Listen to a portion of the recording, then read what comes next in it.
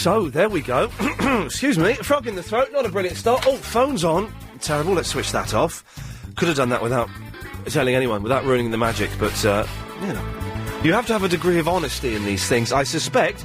0870 9090 973 is the phone number. Email iain@lbc.co.uk is the email address. Plenty of things happening in the show today. Boy, oh boy, oh boy. Plenty of things. Haven't we got... What do we do normally... Do we normally do something at 4:30 on a Tuesday? Do we do something then? I know tomorrow we've got the Meet Ian Lee for 22 minutes. I always thought we had something on a 4:30 on a Tuesday, or did I just dream that? Test that out. Yeah, test that out, Chris. I'm testing it. And is it working? Is it? Yeah, I can hear you. Oh, okay, yeah. Nice. Do we normally do something, dear Mr. Producer, do we normally do something at 4:30 on the Tuesday show? Yeah, but you've put me on the spot now, so... Tap Dance Tuesday. It's Tap Dance Tuesday. We'll be having a tap dance at 4:30. You're more than welcome to take part, London. You can give us a call, 0870 9090 973. Anyway, so I was in town quite early this morning as I had some meetings. Yeah, that's right. I've grazed my arm. How did I do that? Had some meetings. So... I was having breakfast, vegetarian breakfast, in a little cafe on Berwick Street, I think, if I remember correctly. And I had the usual, I had the toast, I had chips, beans, really nice mushrooms. The nicest... I don't know how you cook mushrooms to taste nice, because they always just taste a bit greasy and bland when I have them, but these were nice mushrooms. Like a big tomato thing, but I don't know what it was. It was a big, long, red thing, and a veggie sausage. Anyway... That's not the point of the story, although I think it just adds a bit of colour. Anyway, there's a woman she was an old woman, 49, 50, something like that, she was old. And she was sitting there having her breakfast, and she was quite well dressed in like a lady suit, which means no trousers, I think it was probably a skirt. And this guy kind of creeps in behind her in his late 30s, and he's wearing a suit, got a shaved head. Always suspicious of men with shaved heads in suits. I just find that combination... I don't know, it makes me uncomfortable. Anyway, he creeps in behind her, and she's eating away, chomping away on her breakfast. This is lovely egg. And he just bends down, she's not noticed there, bends down beside her and goes, "What have you got for breakfast?" And she cacks herself. She jumped up, she swore... She did that thing where it looked like she was going to cry. She put her, you know when you girls sort of put their hand over their chest like that and go, "Oh, what are you doing to me?"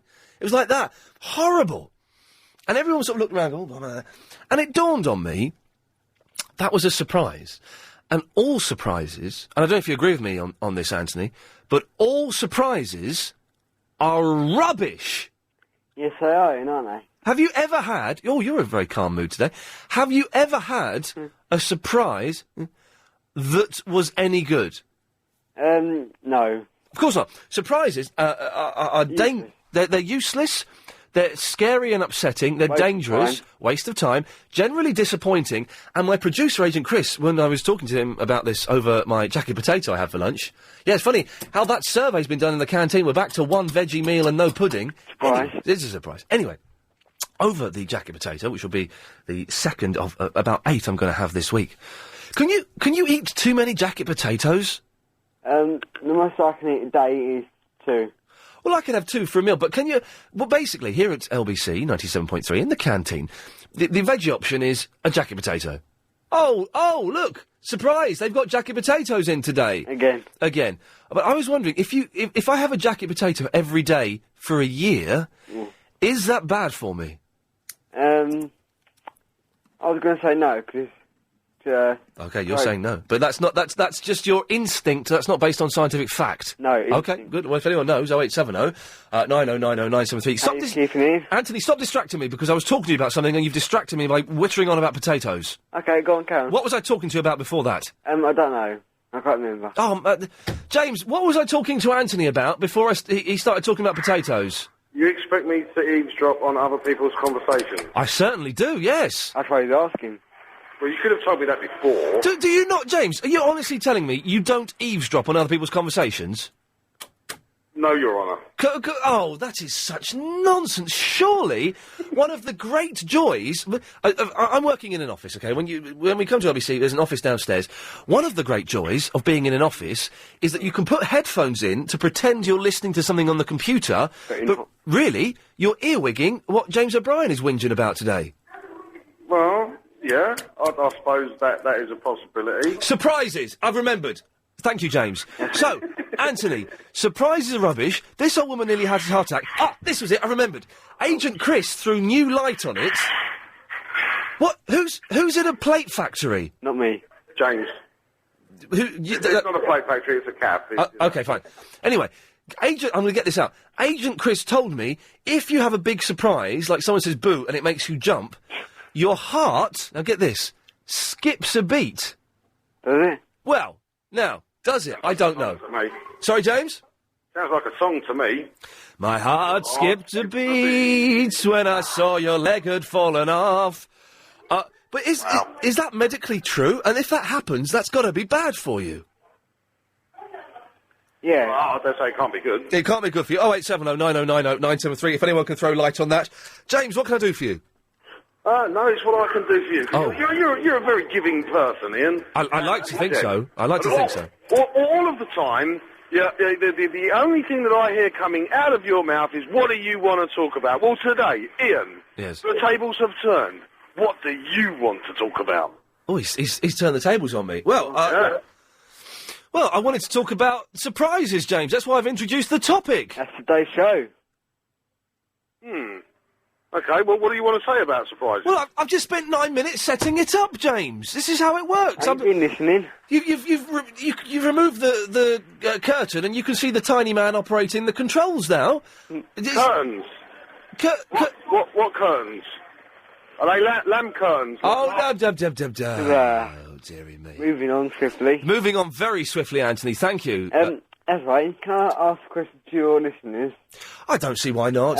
You know, I can't guarantee they'll be listening to you. And I can't guarantee an answer. Oh, an answer cannot be guaranteed. You know I'm going away soon. Oh, yeah. Just wondering if any of your listeners have been to Florida.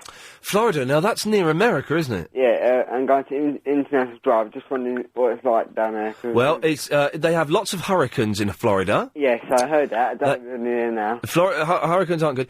It's very humid there, which means it's hot, but it's also sweaty. Don't like that. No. It's the home of one of the DisneyLandWorlds. Yeah. And they've got some water. Why would anyone want to go to Disneyland, man? I don't know, just for experience. You have to... The experience of what? Standing in a queue for 17 hours for a 2-minute ride? Yeah, but all the kids will be at school, so... No, they won't. What? They'll be at Disneyland.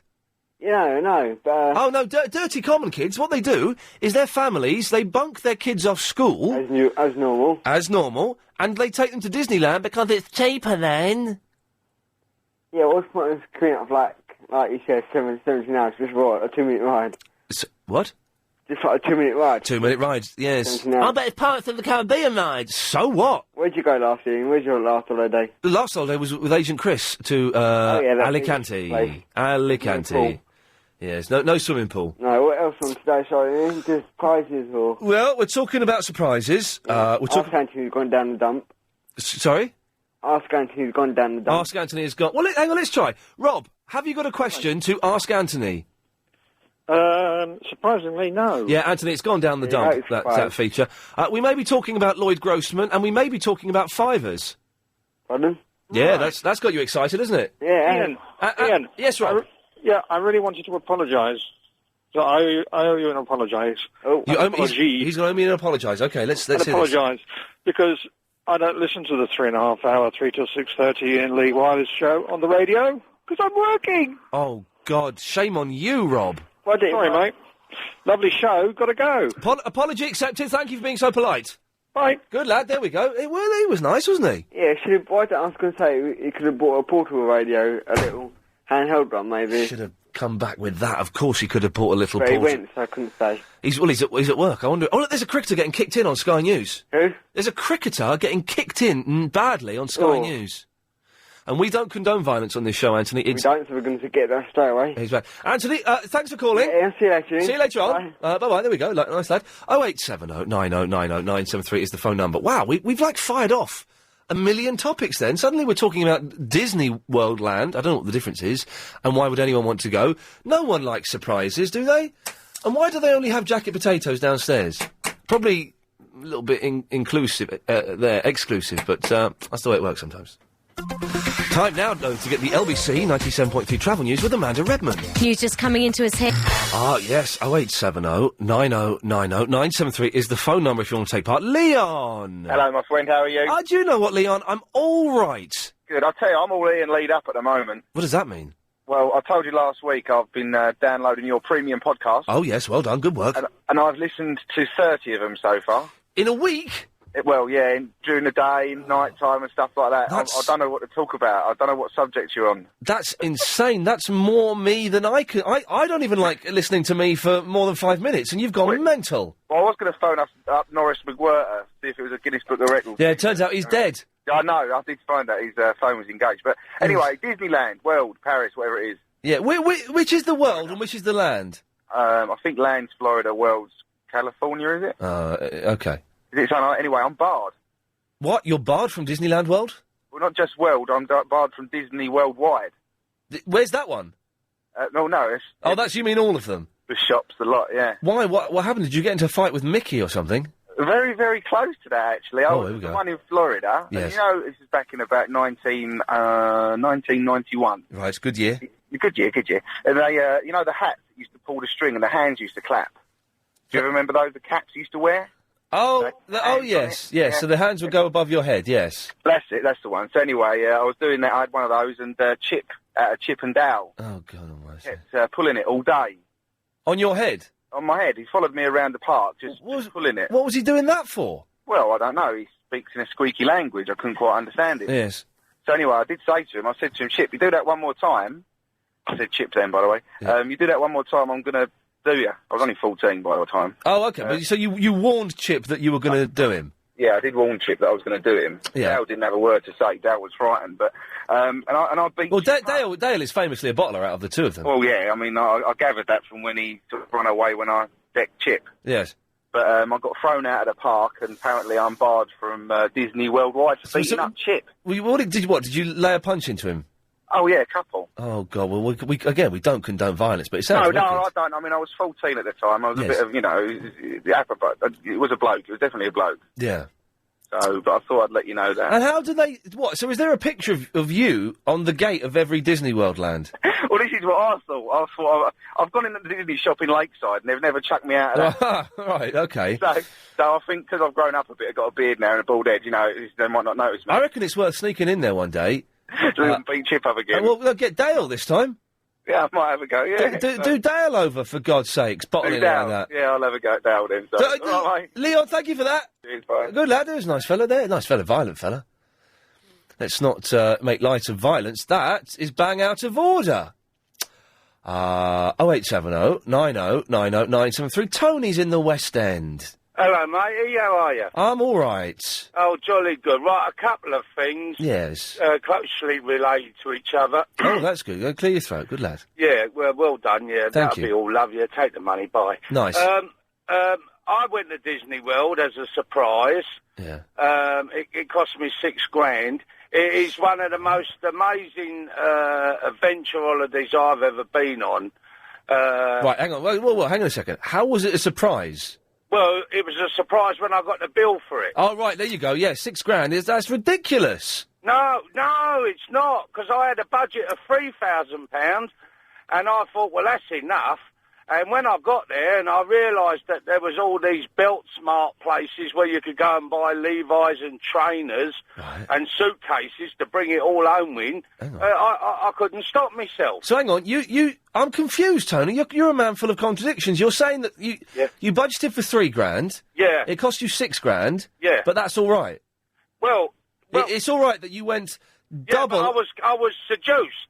You see, I was seduced by the Mickey Mouse because when I got there, I didn't realise, first of all, how huge these places are. I mean, they're absolutely... Well, one's a land and one is an actual world. Well, I only did the land. I mean, Right. I didn't want to discover anything else. No. I mean, I went to every single park that had a Disney badge.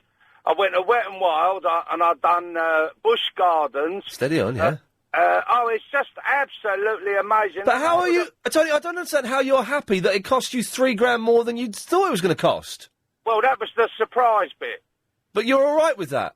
Well, yeah, I've only just finished paying for it. You could... Tony, you could go around the world and stop off in 20 countries and it wouldn't cost you more than £4 Here, listen, I'll tell you, I've got another surprise for you. Oh, but I said to my missus, I said, here, do you fancy a holiday on a barge up the canals, right? Yeah. And she said... You know how to live, don't you, eh?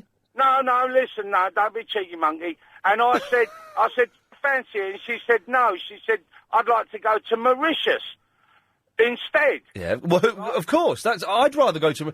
Anyone would rather go to Mauritius than go on a barge. Oh, yeah, but would you? Would you? Yes. First of all, it's 11 and a bit hours from Paris. Right. Right? On an aeroplane, and I can't smoke on an aeroplane. No. Right, okay. And apparently I can't wear contact lenses now because the liquid. What's the other thing? Oh, yeah, 700... You've got glasses, haven't you, Tony? No, contact lenses. Shut up. Everyone who's got contact lenses has a pair of glasses. Well, I've got numerous glasses. Thank you. Thank you, Tony. You've got glasses. Next point. Thank you. All right. Go. And anyway, so I booked in August to go to Mauritius. Yes. Right, £738. Right, already that's £5,300 cheaper than it was to go to Disneyland. You're hang on, I ain't finished yet. Oh, okay, you're going to make some stuff up now. £738. When I looked on the interweb yesterday, Yeah. same flight, same place, £350. Well, then you're an idiot. Oh, no, they're robbing me. Well, you should have looked on the internet first. Yeah, because I was trying to do the right thing, so I said, right, I could have bought a bleeding barge and myself and dragged it up to a canal for that sort of money. But how much? Right, how much would a barge cost you? 15 grand. No, for a holiday on a barge, you muppet. I don't know, £1,000. Right. So hang on. The barge holiday would still have been £270 more than the holiday to Mauritius. There's four of us. I've got a family. I don't go on my own with my Xbox. So there's four of us. Right, okay. Right? Yeah, okay. So I'm already £1,500 overspent. Right, yeah. Right? Yeah. Apparently I'm not allowed to ask for an upgrade in case the kids don't get one. Hey, that's tough, Tony. If the kids don't get an upgrade, that's tough. You go for one. Yeah, right, and the second point I've just discovered, yes. They got these tiny little electric cars running around London now. Right, I don't know who makes them, but they're nondescript little electric boxes on wheels. This is going insane. And I didn't know, but they can park... Thank you, miss, take the money and leave. I didn't know that they can park in parking bays for free. Right. For nothing. Yeah, what's wrong with that? What's wrong with it? Well... Go on, what's wrong with it? Well, I wanted to park in a parking bay, pay me money, so that I could go into the bank and get more money out to spend on me overpriced holiday. And the warden said, you can't park on the yellow line, mate. I said, well, what's this little plastic box thing here? He said, it's called an electric car. I said, well, he ain't paid. And he said, you don't have to. It's free. They don't what? They don't have to pay anywhere? Nowhere. I bet they have to pay an NCP. Well, an NCP, I think, yeah. Well, no, I don't know about NCP. I think they some sort of storage company. You can put them in a skip or something. But Tony, why are you constant? The last 10 minutes you've been on the air, you've just been shouting. Why can't you calm down? Yeah, sorry, mate. That's all right. I'm just worried about your throat. I don't want you to strain yourself. Well, no, she's all right. She had a certificate. What was I going to say? Well, that was it, really. And I wanted to say to Anthony that he should be grateful that his daddy's taking him to Disney World, because it's a wonderful place, but it's very expensive. Yeah, well, yeah, £6,000 it costs you. Yeah, because I went to Beltsmart, Belt Smart. What's Belt Smart? Belt Smart is like blue water. Oh, brilliant! What in Disneyland? That's going to be classy, isn't it? No, yeah, don't knock it, mate. And the thing is, I went in there. It's like an Aladdin's cave, and you can get your Nikes and your Aerosmiths and all these other. And your Burberry. Burberry? No, that's Tilbury. No. Oh, dear, I've accidentally cut him off. He was boring me now. He was banging on forever, wasn't he? Deary me, 08709090973. He was a big fan of the Disneyland. I don't see the point in... Why would you want to go and queue up for, 25 hours to go on a 2-minute ride that inspired the Pirates of the Caribbean film? Well, it's been a rollercoaster ride so far. We've been talking about Disney World, Disneyland. But no one's called in yet to say whether eating, 2 jacket potatoes every day for your life is bad for you. That can't be a good thing, yet that's the only vegetarian option downstairs. That or their weird quiche that's obviously been defrosted and is really soggy. Oh, man. And surprises, again, if you're a fan of the surprises, 0870 90 90 973. Take more of your calls after the latest LBC 97.3 news. That's right, I've got an email from Pat Sharp. Woo, woo! Yeah, that's right, the Pat Sharp. Oh, yeah, he's emailing me. I'll reply to him later on. 0870 90 90 973 is the telephone number if you want to take part in the show this afternoon. We'd love to have you join in and all that stuff. Disneyland, why would you want to? I would rather go on a barge holiday than Disneyland, and a barge holiday sounds like the most miserable experience there could ever be, on a narrow thing that's like about a foot wide on a canal. Homeless people go to canals to bathe. I wouldn't want to sail a tiny, odd, long boat in it. Anyway, and jacket potatoes. Yeah. Ben! Hello. Hello, Ben. How you doing? Oh, On this fine day. All right. I just thought I'd clear something up. Disney World is in fact the one in Florida. Okay, and the land is in California? Yeah, I presume so, unless they've changed them both to Disney World now. Okay. So anything else? I was just wondering. Oh, brilliant, lovely. What's your kind of view on the afterlife and spirits and things? It doesn't exist. Okay. And also, you're vegetarian then? That's correct. Why?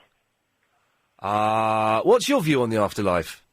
I'm not sure, because I've had some rather strange experiences. Tell us about one of your strange experiences. No, I saw a kind of spirit when I was a lot younger, and my girlfriend recently, she's had a lot of allergies and stuff. Yes. And she went to someone who's quite a learned guy. A learned guy, wow. Yeah. And he basically, he kind of exorcised some kind of dark force that was with her. Right. And now she's free of all her allergies as of yesterday, which is pretty good. Have you just made that up? Not at all. I don't believe that. It's true. I don't believe it. No, it's 100% true. Okay, don't take offence. I don't believe it. All right, then. Well, it sounds... Let's agree to disagree. No, let's not, because that's a coward's way out. She was exorcised... Apparently, apparently, and a demon left her body, and now she can eat nuts. I don't know if a demon left her body, but some kind of dark force that was with her. A dark force, and so now she can eat nuts without her neck swelling up. No, it's not nuts. She had an intolerance. She still has an intolerance to nuts. Oh, okay. So the dark force wasn't connected with the nuts at all. That's a difference. Yeah. But she basically couldn't eat anything like oil, dairy products, and he even got the bananas at the end. And she celebrated by having a chocolate bar, and she was completely fine. Ben, what are you doing? What do you mean? What's that noise? Which noise? That massive noise that drowned you out just then. I don't know. And that noise. Force around me. What is going on? Ben's a lunatic in a noisy place. Okay. But Ben, there is no afterlife. This is it, man. This is it. Serious. Seriously, man. Once you die, that's it. It switches off. The light is gone. Blank. And how's your kitchen coming on? The kitchen has been fine for the last 4 years. It's the bathroom that's coming on. Right. Well, how long you got for that? Oh, about a week and a half. Oh, no. Oh, dear, I've accidentally cut you off. What an odd, boring child thing. What was that all about? Well, we can get to the medical opinion here now. Dr. Sarah, supposing I was allergic to oil and dairy products and bananas, would you recommend I was exorcised? No. That's insane, isn't it? I would recommend that you stopped wearing tinted glasses and got a life. There you go, you see. That guy was... he must have been making that up. I can't believe for one second that that's the truth that he's trying to tell me there. On the other hand, if you really believe something's going to work, it might do. Hey, now listen, the power of the mind and belief, of course, and, you know, I used to be a hypnotist. I know how those things work. Yeah. But still, it's a load of old guff, really. But most people aren't really genuinely allergic to these things. That's why it's guff. Oh, They're hang on not a allergic second. in the first place. Whoa, hang on a second. What are you saying? This is controversial. No, well, nut allergies, they're very real. People who are allergic to strawberries and mushrooms and things. But a lot of people are going around being told that they're allergic to stuff, when in fact they're not. Oh, no, there's these things. You quite often... Now, I read an article like this in a supplement.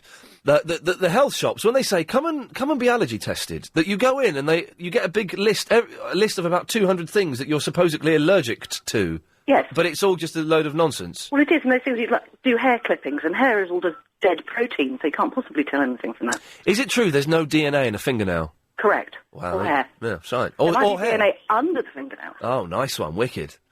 Anyway, what I want... Yeah, sorry, we're off on a tangent here. I don't know if you should be charging me for this consultation. Yes. Florida is like the American equivalent of Bournemouth. It's full of people waiting to die. It is. I remember in Seinfeld, his parents moved to Florida, and all the old people seem to be in Florida. You just get the image of, a humid Bournemouth full of electric buggies. Exactly. So it should suit Anthony down to the ground, then. But then why... hang on, he's only 18, that young lad. I know. But why would they build a Disney World land there? As a money-making machine, as I think... I can't remember his name now. Tony proved. Yes. Anyway, but jacket potatoes. Yes. Ah, here we go. This is good. Do you eat the skin? Yes, of course. Very, very good source of vitamins. Right. As long as you vary the toppings, you're not going to come to any medical... I like to put on my jacket potato is a big knob of butter.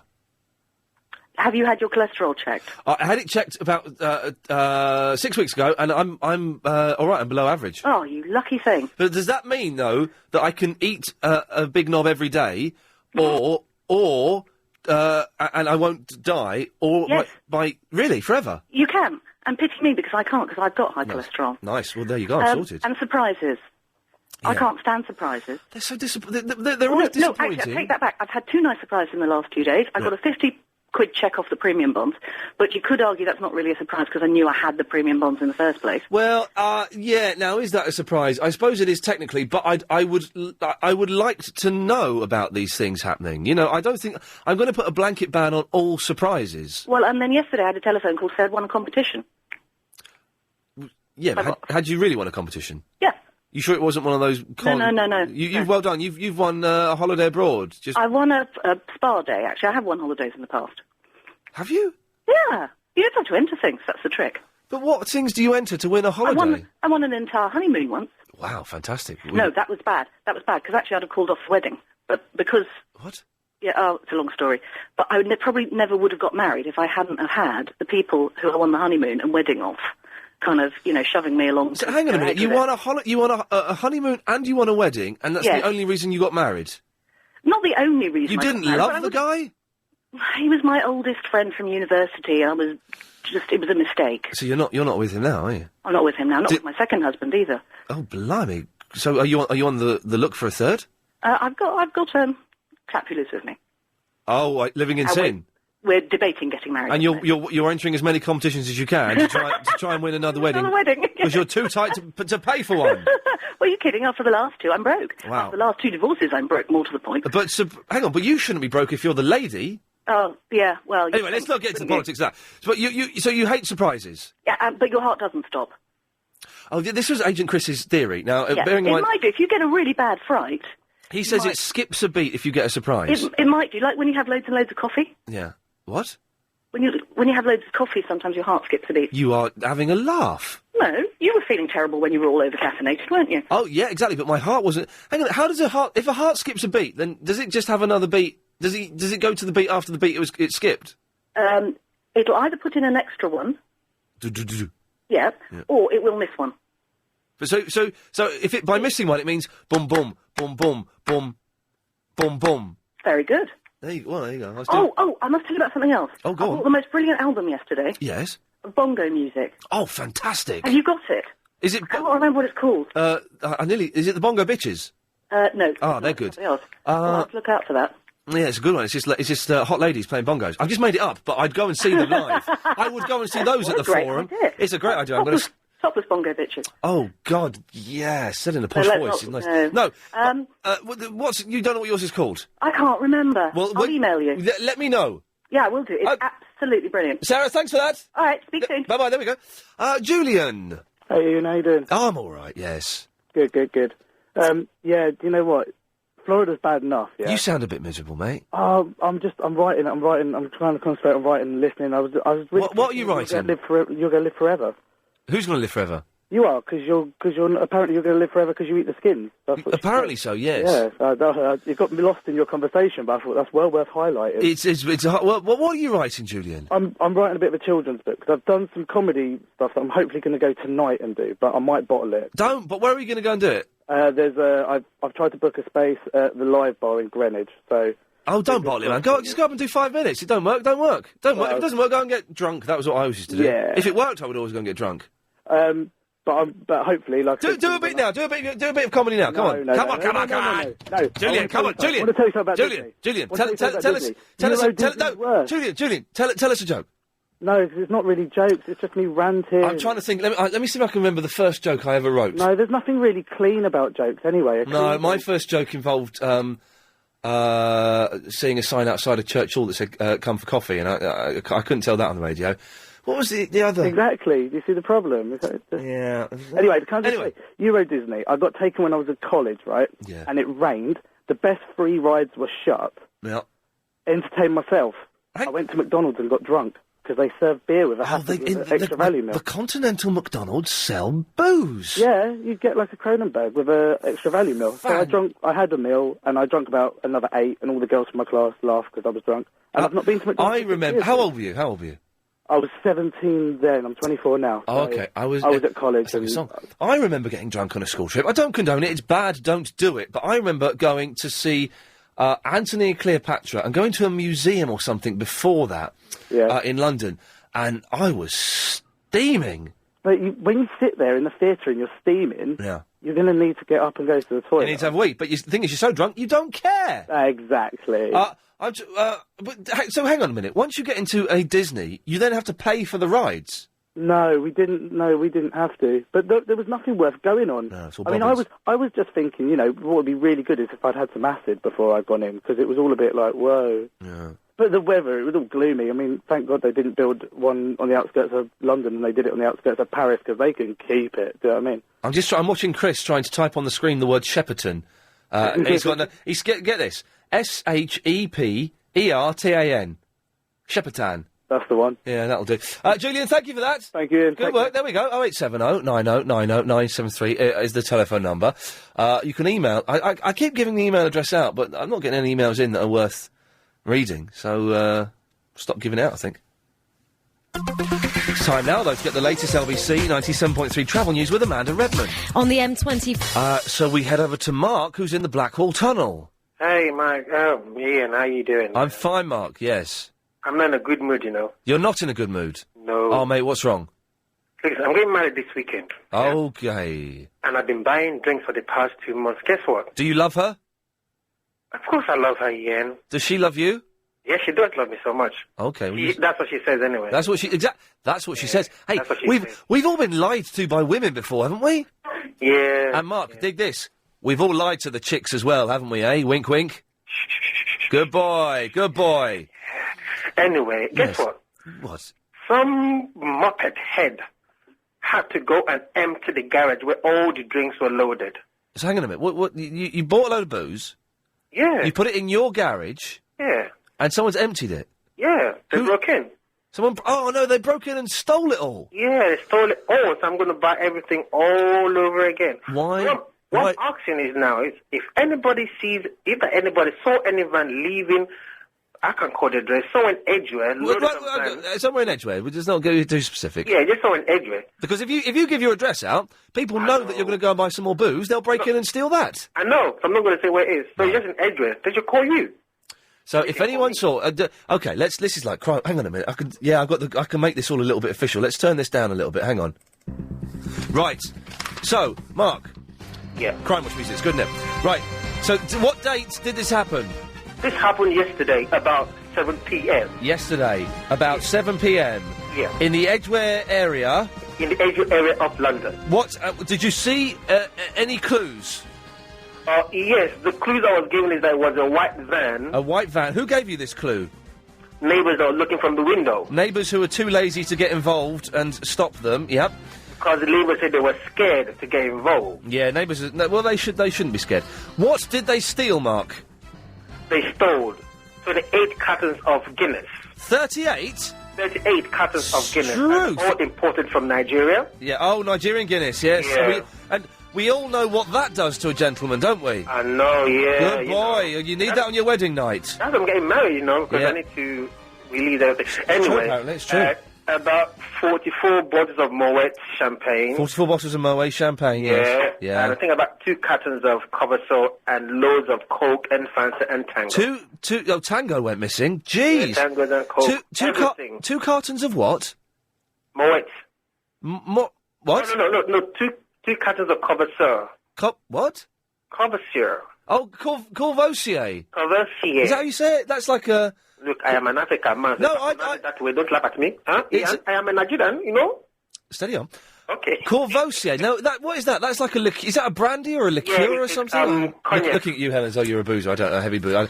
It's a cognac, is it? Okay. Cognac, yeah. Only 2 bottles of that? No, 2 cartons of it. 2 cartons of it? Yeah, there's 12 in a carton. Jeez, man. Well, what? You're going to be... maybe they've done you a favour, because any wedding with that much booze is going to end up in violence. It's a Nigerian wedding. You buy more than that. We drink more than that in weddings. You drink... Wow, okay, fine. Well, if anyone spotted anything, then, Mark, I'm assuming there's a reward. Yeah, there is a reward, yeah. Free drinks and booze at my wedding. Oh, well, they've got to come to your wedding?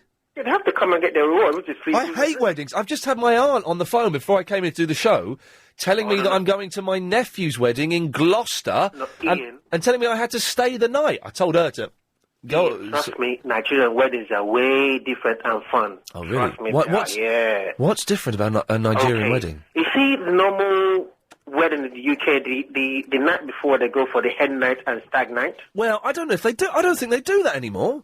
Oh, I think they have the hen night and stag night about 2 weeks in advance. No, we do ours the night before. Okay. Yeah? Yeah. And it's a guy and a girl in one place, and they get really messy. Yeah. Trust me. And the wedding itself, after the church, the reception lasts till about 4 a.m. in the morning. Oh, God almighty. Not DJ, but live music. Well, like a bit of 60s band or something. Oh, no, this is a proper traditional band, and sometimes get some hip-hop bands coming. A proper traditional hip-hop band comes in and plays? Oh, yeah, something important from Nigeria. Fantastic. Oh, yes, yes.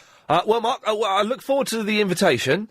I will send you one via email. Okay, well, okay, I won't come. And if anyone finds anything, we'll let you know. Thank you very much. Cheers. When I say we'll let you know, we won't call him back, but we'll say it on the radio. He's never going to find that, is he? I reckon it's an insurance job, to be honest. It's a bit of a scam going on there. Tony's in the Windsor. Hello, Ian. I've just got a top tip for you. I've found a great way of getting hold of free booze. Yes. There's this place in Edgware. Yeah. There's a garage, and the guy leaves the door open. You just walk in and help yourself. I've just got loads of vodka and gin and beer. I've got some spare if you want some. Tony, thank you very much for that. I'm fine, thank you. Apparently that's true about Nigerian Guinness. I never had it. But it, I believe the phrase that used to be popular was it puts lead in your pencil. That probably doesn't mean anything. But people don't have pencils anymore, do they? Nick! Matey, look, the Slaphead. Slaphead's been at it again. I'm sure I saw him in his white van.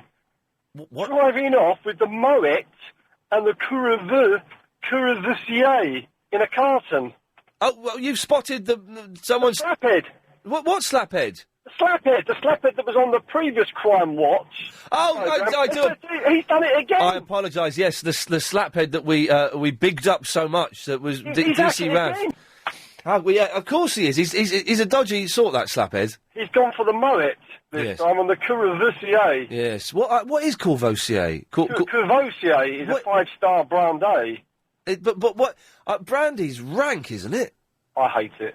It's just like... Who drinks brandy and ice? It's like, I can, like, we can talk about booze for a minute. It's like whiskey is a horrible drink unless you're really drunk and it's all you've got and it's 2 o'clock in the morning, or unless you mix it up with Coke and then it just tastes of Coke. Of Coke? I mean, what's the point of someone just... You've seen these movies, right? They go into these sort of dining room areas and whatever, and they sort of like these decanters and whatever, and they pour this out in this glass and they drink it. What's that all about? Yeah, well, why would you have a decanter? Why not just keep it in the bottle and leave the lid on? That's right. And I would have thought it lasts a lot longer as well. And at least you know what you're drinking as well, because it's got the label on it. Well, maybe that's it. That's the people pour all the cheap booze in there and go, oh yeah, this is like really nice, like brandy and stuff, isn't it? That's what the Courvoisier, that geezer stuff's in there as well, see? So obviously... Yes. Nick, was there anything else? No, I just wanted to tell you that I see the slaphead. You're good, lads. Thank you very much. As an investor, you want a property that... He sent in a good email. I'm going to play the Crime Watch music again, because I missed out on an obvious trick here. Mark was saving up some booze to go clink, clink at his wedding, but we want to put the crooks in the clink. That's good, isn't it? That was a nice one. Thank you for that, Mikey. Although I did improve it a little bit. Jonathan! Excellent. I thought it was really good, That was good. That was Mikey in South Nord. He's been emailing for over a year. It's the first funny email he's sent in. Yeah, and that's congratulations there. Yeah, superb. About jacket potatoes. Yes. And surprises and canals. Well, jacket potatoes have got to be really good for you. Have you ever tried scooping a potato out of it, or mixing it up and put a bit of cream cheese in there with it? Well, what I like to do when I'm at home, I'll experiment. I'll put cottage cheese in there. I'll grate some cheese in there. I'll put a bit of hummus in there. Oh, lovely. Yeah, some cream cheese, some mayonnaise. I'm crazy, Jonathan. Anything goes. Here at LBC Towers, I put in a big piece of butter because it's free. Although there's the weird, creepy guy who's always watching you. And that's it. Sometimes I put some coleslaw in, but you have to pay. Then you're paying extra. I don't want to pay extra. I like the way you say a big bit of butter to me, and the lady earlier on who said a knob. You're afraid to say knob. I didn't want to say knob to you, Jonathan, because I knew that you would start foaming at the mouth. So I censored myself. About some heart missing a beat. I do sometimes when I talk to you. I get a little bit of a flutter in the heart. Oh, really? I think it's the nerves that are coming on the air. Is it the nerves or is it love? Oh, I think it might be a bit of love there, Ian. Spread the love's not a bad thing, is it? It's not a bad thing. Let's make love, not war. Yeah, exactly, and I'm there right up for that. The other thing, the surprises, they are generally rubbish, aren't they? I've had one nice surprise. Go on. And that was the cooking club. I'm a member of a cooking club, and about 4 girls and me, well, 5 girls including me, and they took me out to Jamie Oliver's for my 50th birthday last year, and I thought that was really nice. But I don't want to be taken out somewhere for a surprise meal. I don't want that. Well, I want to know when I'm eating. I want to know what I'm eating, where I'm eating it. Generally, I want to eat it at home because I don't like going out and eating. I don't like hanging out with people. So it's a bad surprise, Jonathan. Shame on you. Yeah, but no, they didn't. I knew where I was going. The surprise was at my birthday when they told me where I was going. So I did know when I got there. But so hang on a minute. So how long between finding out what it was and going there? May to November. My birthday was in May. Oh, well, that's not a surprise. That's a very, very gentle warning. And as for canals, I told you recently I went over a canal, didn't I, for a weekend? Yeah, you did. I like sliding over a nice canal in the old narrowboat. It just sounds like hell. It does. The sun was... My mate fell overboard, didn't he? If you've got the choice, though, between Mauritius or a canal, you'd go for Mauritius, Mauritius, of course I would. Yeah, of course I would. Yeah, definitely, without a shadow. OK, you've got a choice of a canal or Disney World land. What would you go for? Canal. Yeah, I'd say I'd go for the canal on that, and I'd hate a canal. Definitely. Yeah, I'm never that keen. I've not been to Disney World. I wouldn't be that keen on going, to be honest. Do you know what? I don't like Disney. I think Disney cartoons are rubbish. Mickey Mouse is the most annoying character there is. Yeah, he's really Mickey Mouse, isn't he? Yeah. Jonathan, thank you for that. Yeah, cheers, Ian. There we go. Good lad. 0870 90 90 973. More of your calls after the latest LBC 97.3 news. Why don't you swivel? Steady on. Anyway, sorry, I was having a chomp on a sandwich there. What's that advert with the girl on the roller skates? Is that Cinzano? Or is that... We were just talking about this. I can't work if it's Cinzano or Martini. And is that the one with... What's the one with Joan Collins in? There was one with Joan Collins and Leonard Rossiter in. Maybe that was Cinzano.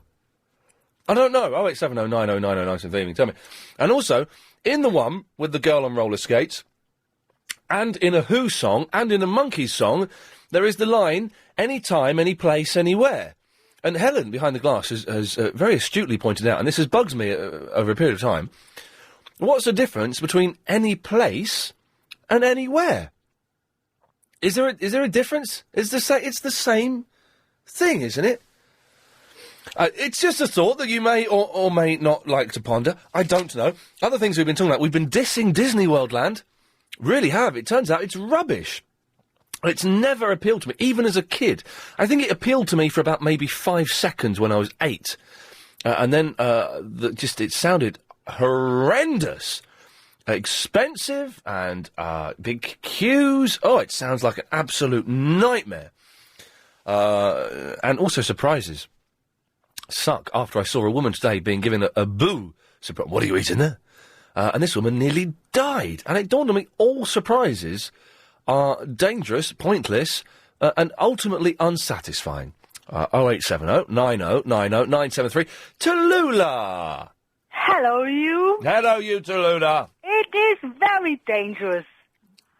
I had a big smack in my face because I came from behind the door to surprise a guy in a studio who I did have and he smacked me.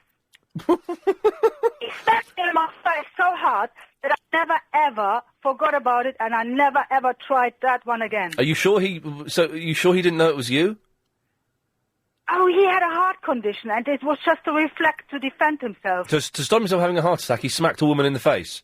Yeah, that would stand up in a court of law. Yeah, that'll. But the funniest thing is, I was in love with him. We had a relationship. Oh no. So he completely forgot everything. Well, maybe he'd remembered something. Well, he was very angry because of his heart condition. Because, as you said, it can be dangerous if you beat. Can I ask you some personal questions? Okay. Did this relationship get physical? Oh, that was brilliant. I think my best relationship ever. All right, so I don't want to go into much detail. If you are having physical relationships with a gentleman who's got a heart condition, does that affect it? No, not if you don't play stupid surprises. So, okay, I think it might be even very healthy, a treat for the heart. It's a treat for the heart to go hammer and tongs. Maybe not best choice of phrase there. I find on the rare occasions, and we skirt around this very delicately, the rare occasions that I'm a fairly fit 33-year-old man. I'm nearly having a heart attack at the end. Surely, if you've got a heart condition, you probably are going to have a heart attack at the end. Reduce it to 10 minutes and from half an hour. Reduce it to 10 minutes? Yeah. What are you talking about? Reduce to 10 minutes? Yeah, don't go to the limit, because that might then catch up with a heart condition. Okay, yeah. But you know what? What? I've got a picture of you with holding my budgie, and you know what my budgie is doing? He's doing an Agent Chris. Oh, he's turning away? He's turning his head away. I've got a picture of you with your budgie, and it's on my blog. Oh, is it? Yeah. But I have to mail you my picture Send me the picture of me with the budgie, and we'll put that on the LBC website. And the picture of you is on iainlee.co.uk. Okay, cool. Yeah. Okay. Then. Pleasure. Yeah, pleasure indeed. Okay. Thank you, Tallulah. There we go. I think she got a bit flustered. I suspect she fancies me. Reduce it to 10 minutes? What? Sophia! Hi. Hello, Sophia. Hi. I was recently, I think it's James O'Brien. He said that Ethiopian food was the most disgusting food in the world. The what food is the most disgusting food in the world? Ethiopian. Who the hell is James O'Brien? I don't know what Ethiopian food is. I was wondering if you could, come up to my restaurant and try, the food. I'm all right, cheers. Well, hang on. It says on my screen you're in Kentish Town. Are you near? Are you near Pizza Please?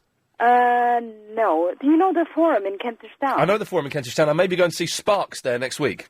Oh, great! So you can come down and have a meal then. Well, so hang on. I come out of the Forum.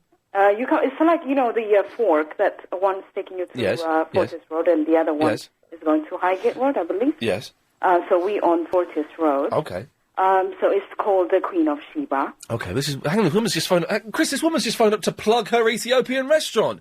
Yes. Now I'm vegetarian, Sophia. We've got lovely vegetarian selection. And I'm assuming it'll be free when I come. Of course. Oh, get in there, you see. Now you're talking. So free vegetarian food? Absolutely, yeah, why not? Okay. I just want to sort of like... why did James... make a statement that Ethiopian food is not the most James O'Brien food talks in out the of world. his backside. Why did James O'Brien say that? What is Ethiopian food? Because he must have had a very bad experience somewhere in the States, but it doesn't make Ethiopian food the most... Tell me, okay, I come and have some Ethiopian food. Yeah. Tell me what I can expect to see on my plate. Basically, what it is like, do you like pancakes? Oh, I love pancakes. Well, it looks like a pancake, like what you eat with, and then it tastes a bit like a crumpet. I don't know if you've ever had crumpets. Of course I had crumpet. I've had tea and crumpets. Yeah, so basically that's what you eat with, and You eat with a crumpet? No, you eat it tastes like crumpet. You eat with a pancake that tastes like a crumpet? Yeah, it's like a bread sort of thing that... Okay, already this is insane, but So carry on. You use your hands traditionally. Oh, no. Le knife and le fork, surely. Well, we could provide you with Yeah, fork. we'll have a knife and fork. Well, the thing is, the Chinese, man, the Chinese are brilliant. There's a billion of them. You don't diss the Chinese. Absolutely. But they must know by now that knives and forks exist. Absolutely. So why are they still using chopsticks? I have no idea. It's their tradition, so you have to respect their tradition. Well, I do not respect their tradition. You don't? I do not respect their tradition. Why? Because the knives and forks are much easier. And yes, when you're trying to impress a girl in a Chinese restaurant and she has a knife and fork, you say, no, I'll keep the chopsticks. You end up looking like an idiot. Well, if you know... Not saying that Chinese are idiots, I'm in trouble now. If you know how to use it, then you don't look like an idiot. Well, I do know how to use it, but it's just knives and forks are easier. Well, we can provide you with... Okay. Right, so we've got the pancake. I can teach you if you want. Oh, if okay. You want to learn. Steady so, on. Yep. And it's the most wonderful thing. I mean, we've got, a lot of different vegetarian selection, since you are a vegetarian. Well, give me one quickly. Give me one option that I may have. Lentils, yellow split lentils. Do you like lentils?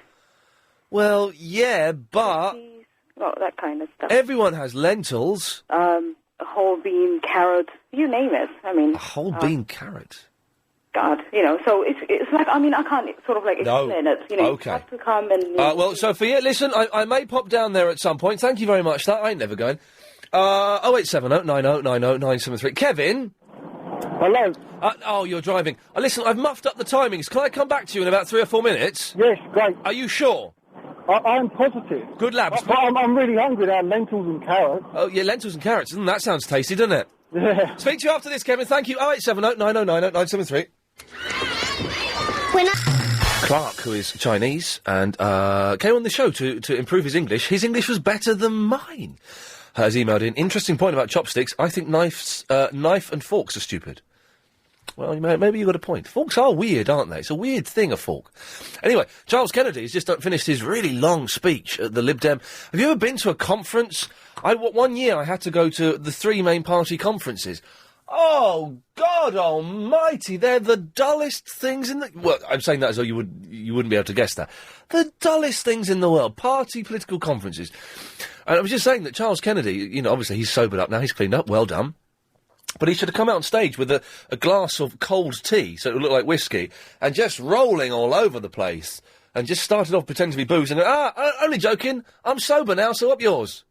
Get out of the way, Ming... What's his name? Ming Campbell? What's his name? I've got my finger on the political pulse. Kevin! Ian! Hello, Kevin. Yeah, thanks for coming back to me. It's a pleasure. It sounds like you've pulled over. I have. Well but done. I've got to get out in a minute, so what I was going to say, I haven't really got time for, but I didn't want to hang up because you thought I was rude. Oh, okay. Well, thanks for hanging on. Okay, but I just wanted to say the good thing about DisneyWorld Land, the American girls. Oh, yeah. The thing with American girls, they're beautiful. You can't get anywhere with them. Well, they like the way you speak, don't they? Well, yeah, they do like the English accent. I've had girls be smitten with that and that alone. But when you... I spent a couple of times in my life, I've spent an evening with American girls. And we've gone out, we've gone to a club, and there's been booze, and you think, oh, this is a definite on here. I'm definitely on for at the very least a snog. And you go in for the snog, right? And they just sort of pull away. Maybe it was just me, I don't know. But I've spoken to other people who've tried to just kiss an American girl, and that's what they do. They're a little bit weird. Well, you've spoiled it now, though. Sorry. I just thought they were interested in me. Probably not. Is your accent English? Yeah. My accent. I'm from London. Oh God, they're going to hate. No. I was in a shop. I can't remember where it was in Florida, and this girl said to me, "Oh, gee, I love your accent." I said, "I love yours too, but my wife's outside, and sorry, I can't take this any further." And she just sat there looking at me. Sorry, I can't take this any further. Almost as if you had a choice. Yeah, well, I thought I did. But now you've spoilt that dream. Kevin, I'm sorry about that. Americans often think I'm Australian. I've had that a few times. They're weird, Americans. No, they are weird. I say that. I stand by that. They often think I'm Australian, but they don't like common Cockney voices. They like a bit of the Hugh Grant. So when I do go to the States, I kind of just posh it up a little bit, just posh it up a little bit and go a little bit, sort of bumbling, and they dig that. Laura. Yeah. Oh, what a lovely giggle. Really brought a sparkle to the show. Thank you. It took me by surprise. I was sort of holding on. What do you mean took by surprise? Well, I heard you phoned talking in. to the other guy. Yeah, cut him off. He was gone. Yeah, and then you suddenly came to me, and I was surprised. And it was a surprise. It was a horrible surprise, wasn't it? That was a lovely surprise. No surprises are lovely. They're all scary, upsetting, and horrible. But the guy that called before, if somebody says to him she likes his accent, doesn't mean she wants to go home with him. She couldn't give a poop if he has a wife. She was just saying something nice. I like your accent. Americans like to be liked. That's why they wear those big yellow buttons with the smiley faces. Oh, whoa! Hang on a second. It's very important. No, Laura, stop. What? You'll speak English on this show. I am speaking. No, you're not. You're speaking American. Well, I lived in Los Angeles for 23 years. I can't help it. No, you can help it. They wear those big yellow badges. What did I say? You said buttons. Did I? You said buttons, and a button, as we know in this country, is something you do your fly up with. God, I've been back for 5 years and I'm still making mistakes. Okay, and let's try something. You know when there's a television program? Yeah. And there'll be 20 episodes. 11 to a season. Yes, you said it. I used to live in Hollywood. No, you said it. You said it. You said season. It's a series. Oh, no, per season. The series go per season. No, it's a series. A collection of episodes is a series. Hey, who lived in Hollywood, you or me? Who invented the English language? The English and the Greeks and everyone else. But it's our language. Yes, and I'm about to put you in your place. Well, you're not. I put you in your place twice. Place is a noun. It's a place indicates a venue. I have put you in your place twice so far, so it'd be good to see if you can. Well, away it's you a go. good exchange, don't you think? Oh, well, let's see. Away you go. Just because I do it doesn't mean you can't. Well, do what? Put me in my place. I've put you in your place twice. You've not put me in my place once. Sorry, I wasn't counting. And you slipped it right by me because I didn't even notice. It's 2-0 to me. Come on, have a go. Oh, okay. So a place, I mean, I might be wrong, but a place indicates a venue, whereas somewhere indicates a street corner or Timbuktu. Any place, any. Okay, so let's go with the Monkey song, 'cause it's the one I'm most familiar with. The Monkey song? Yeah. You want to go with the Monkey song? Anytime, any place, anywhere. This is irrelevant, really. It's a phrase. I've never heard of the Monkey song. Could you sing it to me? Anytime, any place, anywhere. Could you jump around and wave your arms while you sing? No, I can't. It's when they got back together. It's Monkeys circa 1986. Not their best period, it has to be said. Oh, the Monkeys! The Monkeys. You know, somebody told me that one of the guys that was in the Monkeys band is now waiting tables in a restaurant in L.A. Do you mean actually one of the four monkeys? Or Yeah. That's not true. It's true. I said, come on, I don't believe. I said, you know what? He probably owns the restaurant. Laura. And was just coming around to be polite. Laura, I'm a Laura fun here. Now, shut up. I recently won Mastermind answering questions about the monkeys, okay? Really? Yes. Mastermind? Yes, it's an English TV series. It's brilliant. I know it. It's very hard question. Exactly, and I won it. Okay? Wow. About the monkeys. Are you putting me in my place for the third time? I'm not, to coin an American phrase, I'm not yanking your chain. I can speak it when I need to, okay? I was once in an American hotel room. Instead of saying, where's the nearest post box? American hotels. Instead of saying where the post box, I said, how do I mail this? Yeah. I don't want to... Anyway, one of the monkeys is not waiting tables. He's not? No. Okay, what's he doing? You know which one I'm talking about? Do you mean Peter Talk?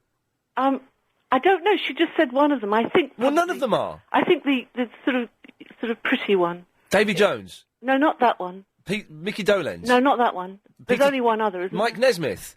No, definitely not that one. So it must be the first one. Peter Talk? Yeah, I guess so. That must be his name. Oh, God. But I don't want to name names. Well, you can't name names because you don't know any names. I didn't. You did. I've had to name all the... Peter Talk is not waiting tables. Well, that's what she said. She said she was... Last time lying. she was in LA last year, Yeah. and he came up and waited on her. Yeah, that's a lie. But I said to her, I said, you know what? I don't believe that. I said, he probably owns the restaurant. No, and he was just helping out. Maybe he just hired one of the waiters and was chipping in. It wasn't him. The monkeys don't own restaurants. They were not waiting on tables. Okay, I believe you. All right. Oh, please don't hurt me. Oh, God, you're really sexy. No, you're not. You're weird. You're a bit weird. You're a bit weird. People say that all the time. No, you're a bit weird. I don't believe it. Well, that's what adds to the sexiness. God, no, it doesn't. If you, how could I find someone sexy who doesn't shut up? You know? I'm not boring. How could you find a woman sexy who doesn't shut up? Jeez, you can't get a word in edgeways. Or to say in American, a word in edgewise. That's what they say. Anyway, so a place is... Well, I think a place is a venue. Right. Somewhere that has atmosphere. It's a building or a locality that's used for a special purpose. Okay, and where... Like our summer place. Oh, we haven't got one. So, any time... Let's dissect this on. Any time could be 7:15. No, you said anywhere, not any time. I'm going through any time, any place, anywhere. Oh, okay, right, all right. Any time, 7:15. Any place, Kentish Town Forum. Anywhere, Kentish Town. By the door in the forum. But that's the place. Yeah, but then you have to indicate where. There's a forum is a huge place. How do you know where? I'm not actually going to meet you there, okay? No, but it's just so you know. Semantics. I mean, I thought we were debating the. Do you remember the new semantics? They were big in the early 80s. Now, but place is a specific. It's a bit lame there. No, it was all right. Not worthy of you. No, Go it on. was all right. That I thought it was good. The new semantics. Keep going. I thought the new semantics were good. Okay. No, you've thrown me now, because I thought that was sorry, genuinely... I didn't mean to throw you. No, that's okay. Shall I retrieve you? No, I'm going to cut you off. Okay, goodbye. Bye. She was absolutely bonkers, but I suspect that one day I'm going to marry her. Do you know what I mean? Sometimes you get a vibe with someone. 0870 9090973 is the phone number. I'll speak to you again after this, I suppose. If you've just... Well, now, this Music Thursday, we have Jeff Wayne coming in. Which is fantastic. War of the Worlds, did some stuff with David Essex and LBC jingles, which is superb. And we're going to try and persuade him to let me use his old LBC jingles. Now, someone's emailed in. Ian, I hope you don't mind me contacting you like this, but Jeff Wayne has told me he's on your show this Thursday. This person is in with Jeff Wayne. I'm working on the DVD release of Jeff Wayne's The War of the Worlds live show, which is out on the 6th of November. Is there scope for you perhaps giving away some copies of the DVD to listeners? Freebies to give away? Of course there is.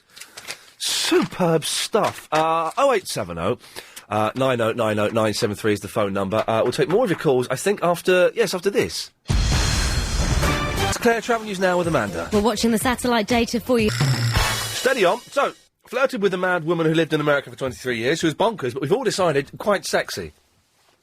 You can never cop off, by that I mean kiss, an American girl, because they however much that you think you're in, they always go, no. Not like that, as Lara Croft I was doing there, actually, but, not... Anyway, moving on. You can't kiss an American girl. Terrible choice of phrase there, I can only apologise. And DisneyLandWorld is rubbish. And there was something else we were mentioning as well. I can't think what it was. It's kind of veered off on a tangent the last half hour. I don't know where we are at the moment. Hopefully it'll make some sense in a bit. 0870 9090973 is the phone number if you want to give us a call. Apparently Peter Talk actually works in the pie and mash shop in Romford. Oh, well, there we go. That's that cleared up. Iain! Hi there, Ian. Hello, Iain. One of my favourite names. I used to know a bloke called Iain. I think it's a good name. I know, everybody gets it wrong, though. What do they say? The Americans. What do they say, Jan? Jan or Ye. Oh, there was Jan and... Connotation. Jan and Dean, of course. So, but how surprised was I to find out that Jan was a fella? Yeah. Anyway. There we go. Anyway, Florida, Disney. Is it Polish? No, my mum was Dutch, and my dad was Polish. Okay. Right mixture. Nice. Anyway, sorry, go on. Yeah, Florida, they're going banging on that Disney. Yeah. But there's so much else in Florida to do. You do Thorpe Park and that lot, don't you, over here, or not? You're not into the coast. Well, I've been to Thorpe Park, but it's bobbins. Yeah. Well, I mean, like, Universal over there is, like, nothing like Disney. It's just such a magic place. on there. The coasters, if you're a coaster freak and entertainment stuff on that, it's brilliant. Is that, now, Paramount, is that where they have the fake Jaws comes out of a pool? Yeah, that's it. They got the Jaws. But I've seen footage of that, and it looks rubbish, doesn't it, really? Yeah, but you've got to do it to see it. I mean, America does everything properly. Thorpe Park is like... Well, hang on. Budget American. Jan, it doesn't do its wars properly. That was good.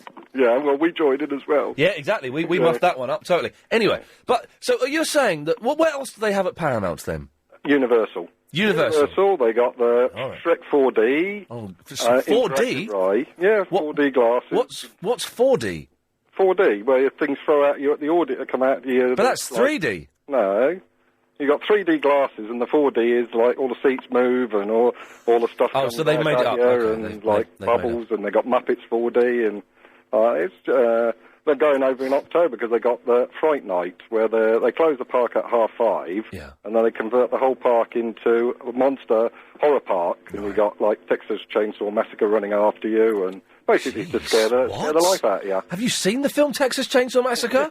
You don't want that dude running after you. He will cut you open. The whole idea. The whole idea to scare. The idea is that you may die. I'm sure no one will die. They convert the whole park within an hour. It's just such an awesome experience. So hang on, what you're saying that you've called him to say that Florida,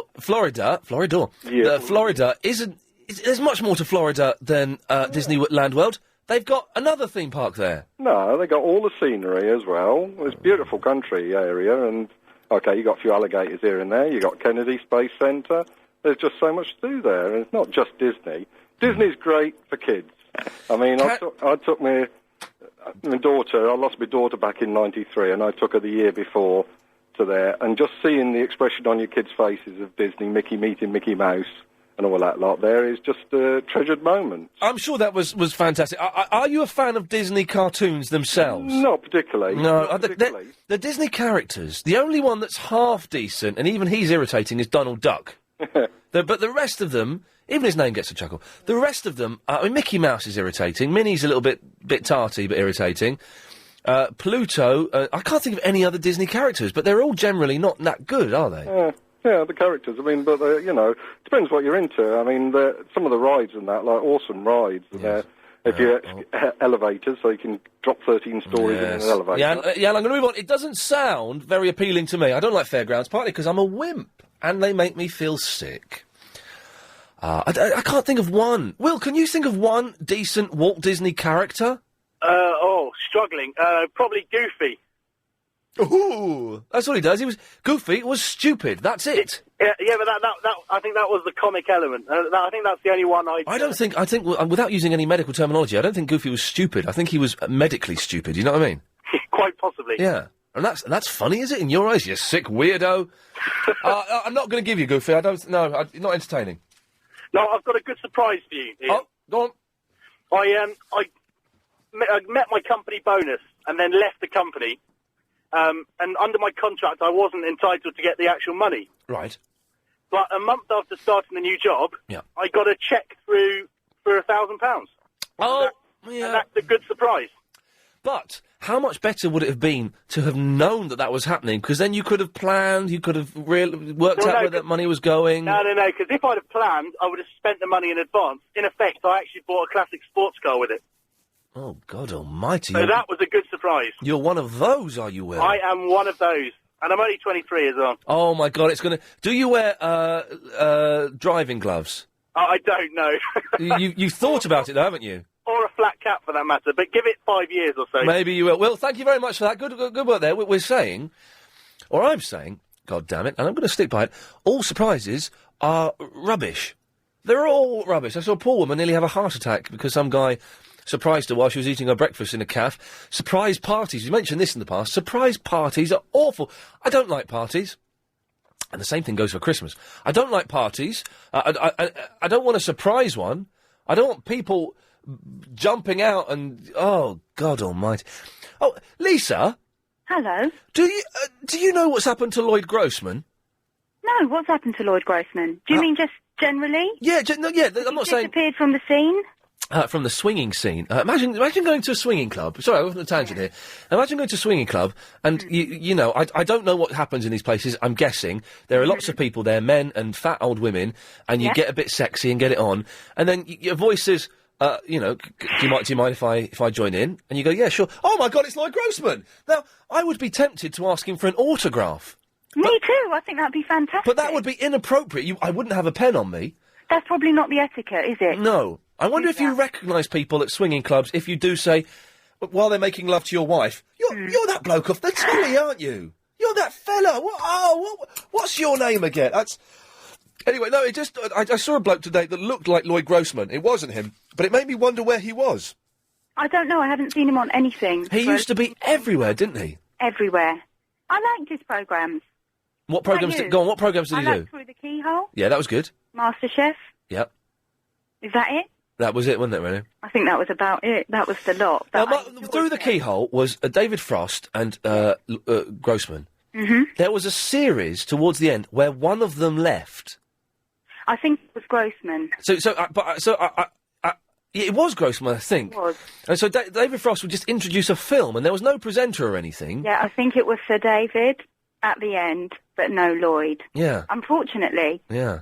Because I did like his commentaries and his tours. He was good the way he would point at things that weren't clues, but in the background there'd be a book saying this is, I don't know, Mark King from Level 42's house or something like.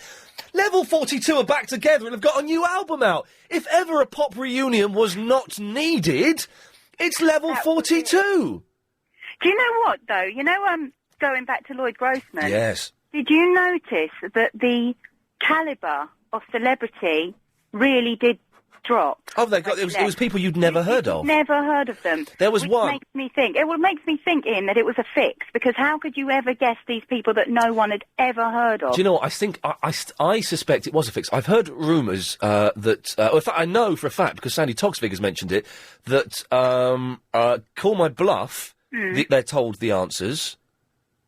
Yeah, I can believe And on What's My Line, they were told the answers as well. Do you remember What's My Line? Yeah, I think that was quite scripted. There was one series of Through the Keyhole where they obviously got a few quid from Disney because Lloyd Grossman was going around Mickey Mouse's house. I think I missed that one. I swear to God it's true. He was going through Mickey Mouse's house and you're watching this thinking, is he taking the mick out of me? What? I'm not stupid. That's obviously Mickey Mouse's house, you idiot. Wow. Anyway, Lisa, we've only got 20 seconds left. What do you want? I just wanted to know what the Monkees were doing now. I didn't realise you were an expert. Mike Nesmith has got a new album out called Raise. He's a multi-millionaire because his mum invented Tipex. Davy Jones is touring the States doing small, low-key concerts. He recently did a concert for eBay. Mickey Dolenz is doing a similar thing. I think he's in an off-Broadway musical. And Peter Stork is playing gigs every now and then. Thank you. Lovely, there we go. And it's their 40th anniversary this year, by the way. 0870 9090 973 is the telephone number. If you want to give me a call. They've just had their first two albums re-released in double deluxe editions, but the only deluxe thing is one's in stereo, one's in mono. I don't quite understand the gimmick there. Yes, Tarek? Yes? Can I come to you after the news, sir? No problem. Thank you. Tarek! Yes, Ian. Do you remember Tab Hunter's hit single Young Love? No. It was #1 in the UK for a month in 1957. Fantastic. We every now and then we get emails from PR companies and press people offering us interviews, and we don't really do interviews on this show except for Music Thursday. Right. But so I've just had an email during the travel saying Oops. What's that? Oh, that's my TomTom. Okay. I'm one of those sat-nav dependent people. Oh no! Hey, listen, Tom saved my life. Tab Hunter is available for interview in London. Tab Hunter is making a rare visit to London to time with the publication of Tab Hunter Confidential, his autobiography. And all it says is, Tab Hunter had a #1 hit in the UK for a month in 1957. Yeah. That does not make a star. Well, you know, these people, probably a PR company that basically is responsible for that person, and they're trying to rejuvenate their career and probably make some money out of it. Yes. That sort of explains it. If anyone knows who Tab Hunter is, and whether we should book this dude or not, and what his song Young Love, where's Philip in South Norwood when you need him? Then 0870 9090 973. Maybe there's a Tab Hunter fan out there who's going, yes, book him! Get the Hunt on the show! I wouldn't put my money into it. But, No, I wouldn't put my money into it. Anyway, Tarek, you didn't call in to talk about Tab Hunter. No.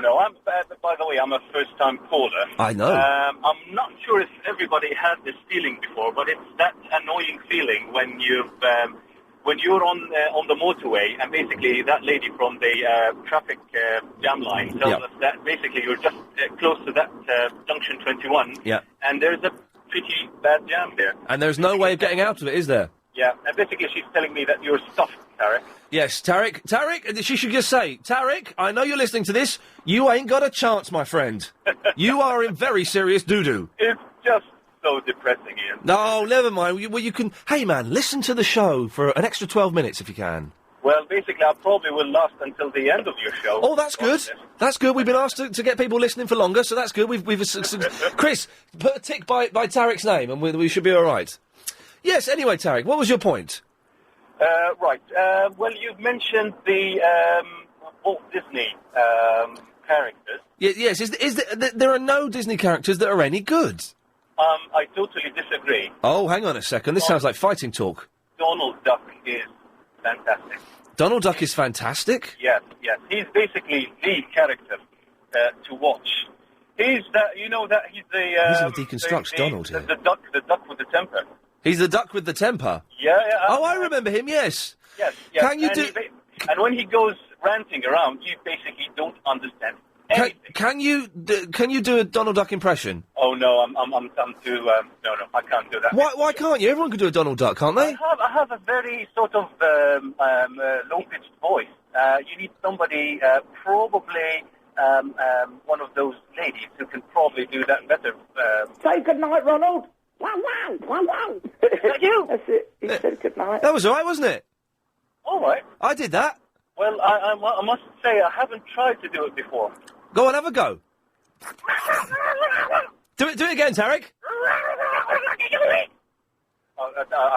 That sounds that was rubbish. I'll be honest with you. Yeah, man. yeah, that was embarrassing. Tarek, thank you very much for that. Donald Duck is the only one I'll concede is halfway decent, but even he is rubbish. In fact, Donald was so only halfway decent that they made loads of different Donalds. Huey, Dewey and Louie. Donald McScrooge, I don't care. All Disney characters are bobbins. Daniel would agree with me, wouldn't you, Daniel? Well, yeah. But Good. basically, Yes. yesterday this Irish bloke phoned up, Okay. and he said that if you cut a sandwich in half, you get 2 sandwiches. Yes. Well, that's preposterous. If you get a sandwich, and if I cut it into 5,000 pieces, I wouldn't say I've got 5,000 sandwiches. Okay. Say I've got loads of little bits of sandwiches. Now, the way I went with this was that if you cut a sandwich in half and eat it there and then, or within half an hour, that's one sandwich. If you cut a sandwich in half in the evening, put it in your lunchbox and have it the next day, that's 2 sandwiches. Well, no, a sandwich is anything that's between 2 slices of bread, and a slice is one cross-section of a loaf. You can't, How about a sandwich that's made? How about a sandwich that's made with 1 slice of bread? Well, that's just like a little fold-over sandwich. That's not even a proper sandwich. Of course, it's a proper sandwich. If it's a filling between bread, my friend, that's a sandwich. But you need 2 separate slices of to make the sandwich. No, you don't. If you fold it over, doesn't matter that it's a. Supposing just because hang on, I'm trying to think of something that's small but still the same as a big thing. Okay, yeah. So a Mini is just a small little car. It's not a real car. Yeah, Yes, but it's got all the components of a car. Has a sandwich that has been folded over, Daniel? No, a sandwich has been folded over. It's only got 1 slice. It hasn't got You 2 only slices need necessary. Okay. I get a slice of bread. I cut the slice of bread in half. I then make a sandwich out of those two slices of bread. But they're not 2 slices. They're 2 halves of 1 slice. But it's still a sandwich. It's not a sandwich. Of course, it's a sandwich. It's just like it's not a proper sandwich. Barry, can you help me out here? Well, this man you're talking to is a joker. It's an absolute joker. Would you agree with me? Yes, I would, quite clearly. I fold over a piece of bread. Yes. It tantamount to the same thing. Thank you, Daniel. Yes, Daniel. Is he gone? No, I'm still here. Oh, you're gone now. Yes, Barry. I'm not being spoken to like that. No, it's silly. You can't have too much of a good thing. I had a sandwich for breakfast, a lovely bit of bacon. Oh, yeah. I've got to lunchtime and my Margaret's bought me some chorizo sausage, if you please. Oh, very fancy. Yeah, I shoved it under the grill, and what I've basically done is that I've had a bacon sandwich twice. You know? Are you a brown sauce or a ketchup man? To be honest with you, when I was in Scotland recently, I did have the brown sauce, but mostly I don't know, I've like a bit of ketchup. Yes, I don't like... Barry, are you all right to stay there for a minute? I've got to pay the rent, as a popular Absolutely. phrase. Good lad, thank you very much. 087... Right, shut up, that's why I do this. That's it. Thank you. Yes. Sorry. Hello there, Ian. It's Good been a lad. long time since I spoke to you, really. Yes, it's been a while, hasn't it? Yes. I was wondering... Although, can I just say... Yes. We may have lost one of our... we were starting a new feature, getting a guest in, give a bit of expert advice. Yes. Stephen Murdoch from our ISO Solutions. Yes. He may not be coming back, mate. Yeah, it's a titty-winkle, that's what it is. Don't use language like that. Sorry. After you called in, the floodgates opened, and poor Stephen was open to a barrage of insults and Mickey take phone calls. And then he got so don't laugh. Then he got so confused that when people started calling in with serious things, he thought they were taking the mick, and he left and took his excellent chair with him in a huff. I would like to see him back. Get him back. I will. Well, I will have a word with him. But I spoke. Funny, I was out having a drink with him the other night. Yes. And he was. I had to pay for the drinks all night because he wasn't very happy. And I was dear. just apologising. Anyway, hopefully we'll see what we can do. He wants to put himself together. Well, he's a Scotch fella, isn't he? He's a Scottishman, yes. Yeah. Now, look, I've just wondered, Ian, basically, this weekend, my Margaret's gone away. Yeah, all right. She's going to Scotland. While to see the cat's Yvonne. away, the mice will play. Well, that's exactly it. How'd you fancy coming over? Who's she gone to see? Yvonne? She got Yvonne Vonley. I tried to set you up. You weren't having it. No, you know? not having that. No, she's nice, Von, you know. She likes a cigarette. Yes. And she's got her teeth are a bit yellow, but she's got a lovely personality. No, I'm fine for that. She's a ginger lady. Is that any... Doesn't do it for me. Doesn't not do it for me. But the combination of ginger hair and ginger teeth, that's not really going to work. No. She has... anyway, listen, Ian, Yes. come over. Right. We get Archie. I don't know whether Archie's listening. If he wants to come over, have a few beers. Yeah. Have a cigarette or two. Truthfully, it gets up my nose. That's it. Truthfully, it gets up my nose. Yes. I'm busy this weekend. Come on, I've just managed to get it's a cheap in the bargain bucket. It's the Chica Girls video. We can watch that. We are the Chica Girls and we are the Chica Girls. You know, you are the Chica Boys and you are the Chica Boys and we are the Chica Girls. You know what I mean? Yes. No, do you know what? I genuinely would love to, but I'm actually busy this weekend. No, let me make this clear. Yes. Would you like to come over on this weekend, Saturday night? Sorry, Barry. I hadn't made it my end clear. Yes. No. Yes. I can't. No, steady. No. Let me Come make on. this Yes. clear. No. I can't. I. Saturday, No. I am I. busy. No. So I did. stop No. there. I It asked you. will not No. be happening. We are the Chica Girls and we are the Chica Girls and you are the Chica Boys and you know. Come on. Barry, I've got to go to the news. Get Verinda around and we can get him in a tunnel and kicks. Barry, I'm going to cut you off. Oh. Yeah. Oh, dear. 08709090973 is the telephone number if you want to call it. Alicia's emailed in saying, how can you slag off Disney when Bugs Bunny ain't Disney, you silly... He's not Disney, is he? But though, to be honest, most cartoons, it would seem archaic. 08709090973. More of your calls after this. Just chomped on a hobnob. I've got a really clarty mouth now. So I have to have some order. There we go. So, no one has successfully... For some reason we end up talking about Disney. Disney's not about to do some massive sponsorship deal with LBC, is it? Because we could be in very serious trouble. We could have scuppered that. DisneyLandWorld is a mess. And is a mess, is rubbish, sorry. And there aren't any good Disney cartoons, I don't think. I can't think of one. Although Lady Alex has emailed in saying, was The Little Mermaid Disney? She was hot. I don't know if that's appropriate. I don't think we're... Say that. Well, 0870 9090 973. Surprises, as we know, suck. Where the hell is Lloyd Grossman and who is Tab Hunter? These questions and more may or may not be answered between now and 6:30. 5:38, of course, we've got the 5:38 Daily Correspondent Update. You may just learn something you didn't know before. It's as simple as that. Gina's in St John's Wood. Hi, Ian. Hello, Gina. Hello. How are you? Well, I'm all right. You all right? I'm okay, thanks. OK, is there a time delay between here and St John's Wood?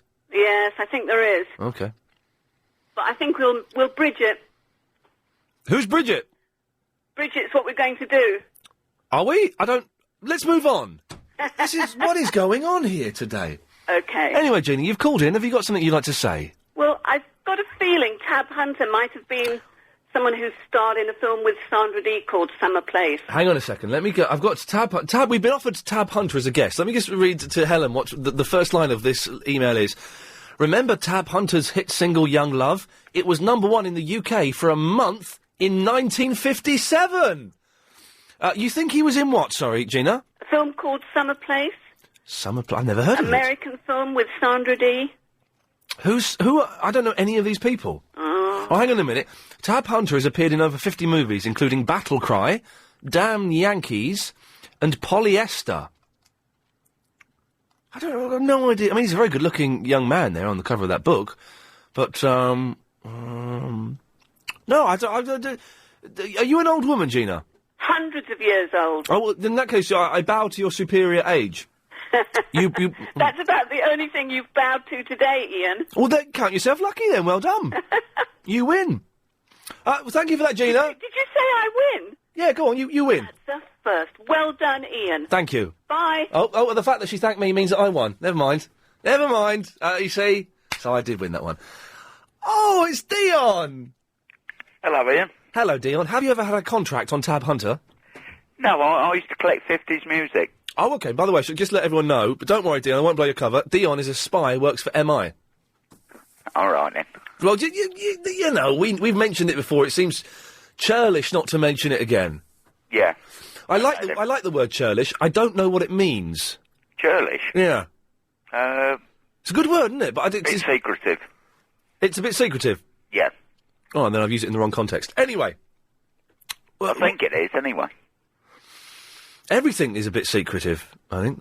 Yeah, it is. I think Florida's a bit of a nasty place. Florida's a nasty place? Yeah. In terms of, like, spying and stuff? I went to a CIA place there. Really? Yeah. And what, a bit of CIA training? Or did you have to take one of them down? No, just visit there. Just hanging out. Does your MI...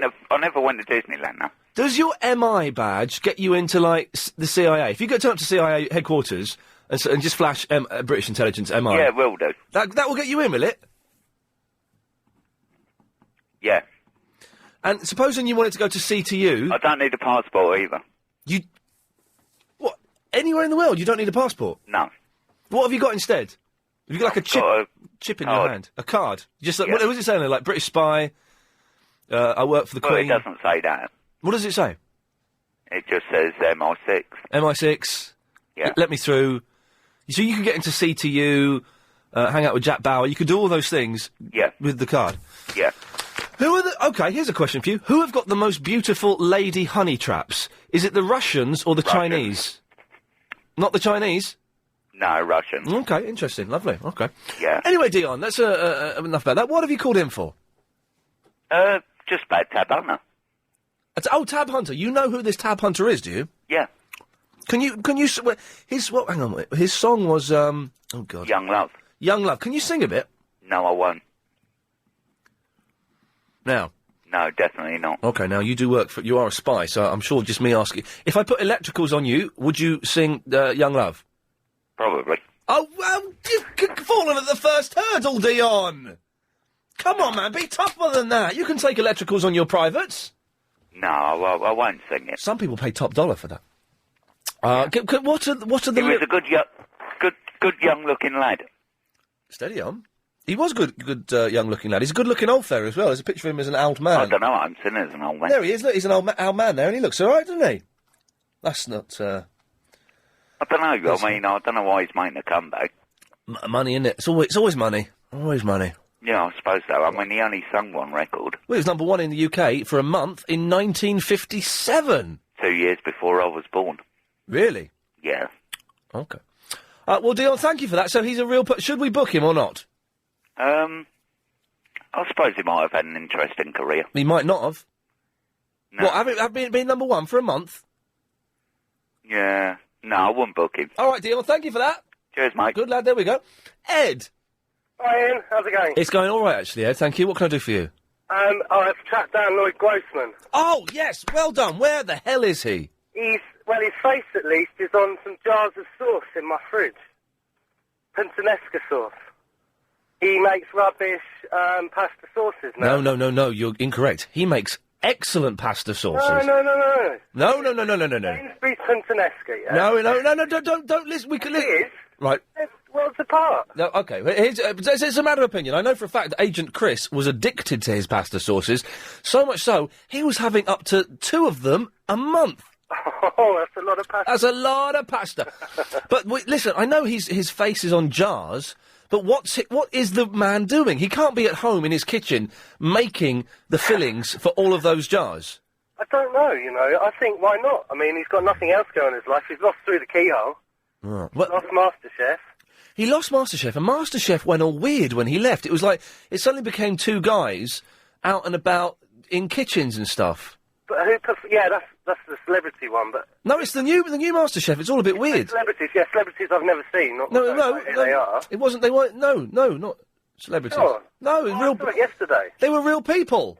They're real people, but minor celebrities. Well, they didn't... Well, the one I saw, it wasn't celebrities. I think right. I think you maybe thought they were celebrities, and you're confused as to why you didn't recognise them, and it's just because they're normal people. That's probably it, because I was watching the next episode, the intro to it, and I was going, who? Yes, I suspect, Ed, thank you for that they were just ordinary people, and you spent half an hour trying to work out who they were when they were nobody. The 10 hottest... Yes, Giselle. Hello, Ian, how are you? I'm fine, Giselle, how are you? Sorry? I'm fine, how are you? Oh, very well, thank you. Excellent. I was going to say that churlish, doesn't churlish mean grumpy in a moody way? Sort of trying to be moody and grumpy at the same time? Moody and grumpy? No, because I always used in the phrase, it would be, we should mention, Giselle, you've got a fake leg, it would be churlish to ignore it. Oh, I see, okay. But I may be using it entirely in the wrong context. Now I've said that, it doesn't sound right in my head. I've got no idea what it means.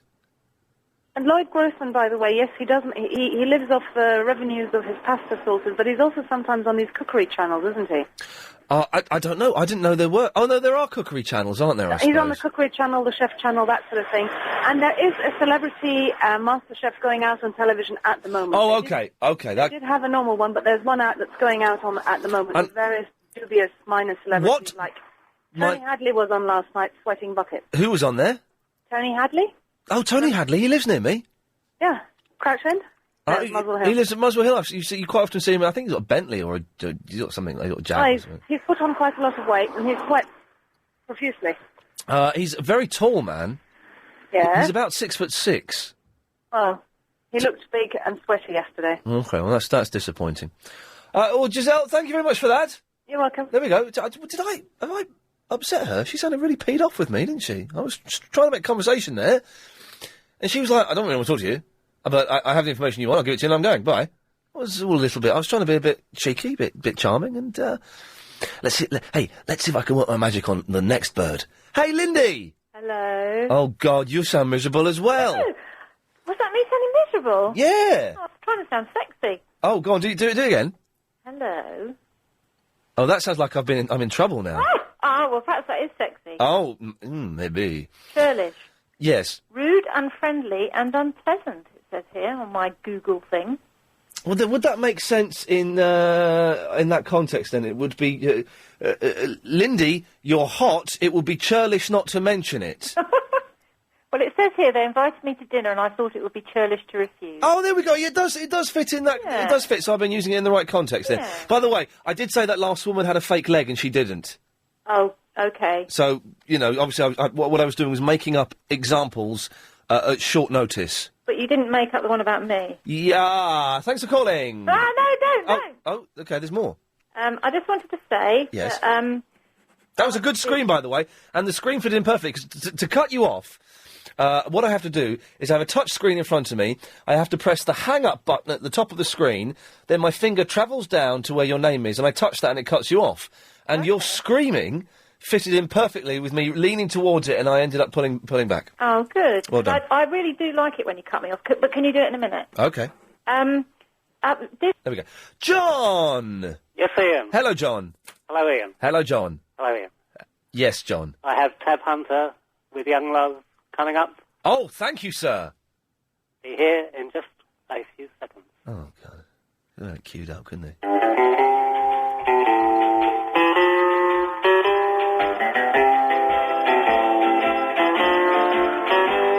They say for every boy and girl there's just one love in this whole world, and I know this song. Let's get to the chorus. I know this song.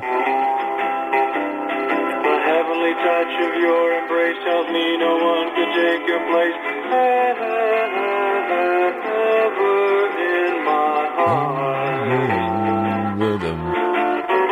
Young lovers Oh, no, I don't know it at all. Oh, it's Bobbins. Well, he ain't... we should get him on the show, and question one is, hi, Tab, who the hell are you? So, thank you, John!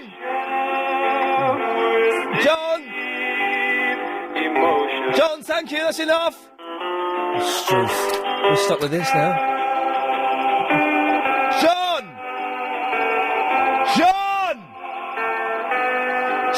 Turn that racket off! Your tea's ready, come downstairs! Your sweet lips will tell me that... Nisreen? Hello? Can you shout for John to shut up? John! John! That's it!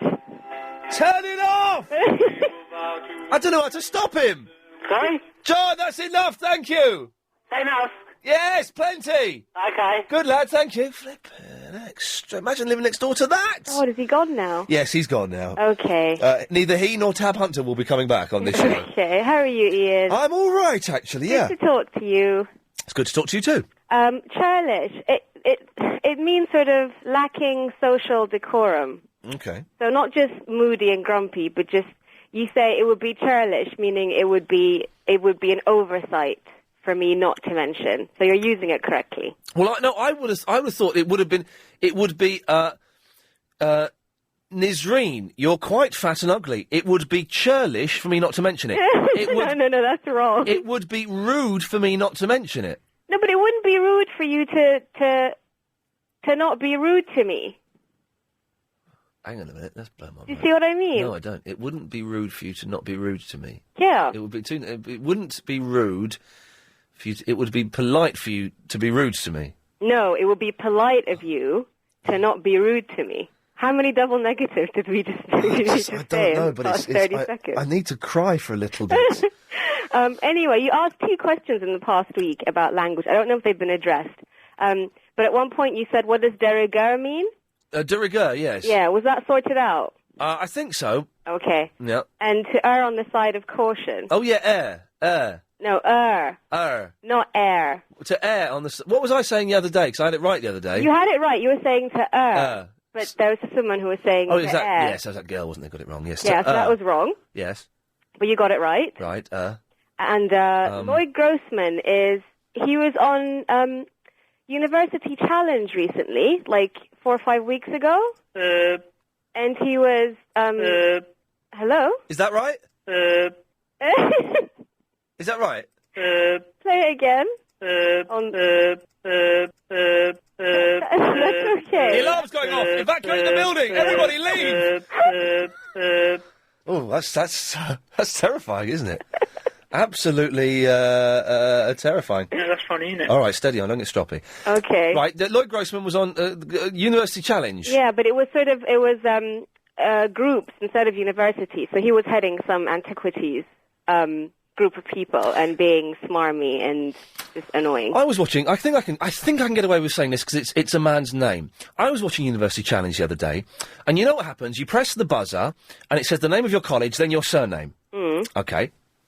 Who is it? Paxman asked a question. Really long pause of about 10 seconds. Everyone's waiting. A guy presses the buzzer. He went to Imperial College. Okay. Yeah. And it goes Imperial Dick. His last name's Dick. Imperial Dick. That's kind of cool. I thought that was, That's a nice thing to say. Yes, it is. And I can say that on the radio because it was a man's name. That's quite flattering. I wouldn't mind my boyfriend and my husband to be called... Oh, no, it's steady on this, Rena. You've taken it out of context and made it vulgar. I've had to cut her off there for having a filthy potty mouth. If you've just missed that... Now, Dave, we've not got much time until the news. Would you like to tease us and London with what it is you're going to talk about so that they keep listening till after 5:30? Oh, I doubt they'd still want to keep on listening. I want to talk about Disney. Can you lie and pretend you're going to talk about something exciting? Oh, actually, do you know what? I was actually going to talk about something else that you mentioned yesterday as well. Yes. Something about a duck's quack, but I don't know if that's teasing enough. Okay, so this is good. So you're going to talk about Disney and something we talked about yesterday. Yeah. That's got him, Dave. All right, stay there. We'll have more of that. 0870 9090 973. Oh, well, I give up.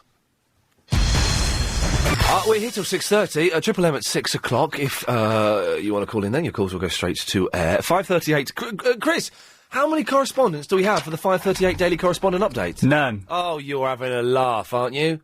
You are having a laugh. If you're a correspondent, you might want to clear a couple of those lines, Chris. If you're a correspondent, you better call in now, otherwise I'm going to take out my metaphorical pistol, I'm going to fire random pot shots at the list, i.e., some of you are going to get the sack. Anyway, let's stay nice and calm, and let's speak to Dave. Hello, Dave. Hello, Ian, how are you? I'm very well, so let us go through these things. Disney, to start off with. Disney. Yeah, basically, I mean, you're talking about sort of good Disney films, and, I mean, people have only been mentioning sort of the old ones and stuff, and I think all the new Pixar ones are pretty good, and I wasn't sure if you thought about them at all. Oh, now, okay, okay. You're not talking about the Black Cauldron, are you? The Black Cauldron? No, okay. No, but now, technically, they're Pixar. Well, they're not, because, I mean, you know, they're under the banner of Disney. Do you know what I mean? I'm sure people would consider them Disney films. Stuff like Toy Story and Monsters, Inc. and all of them. Oh, no, I don't like all that.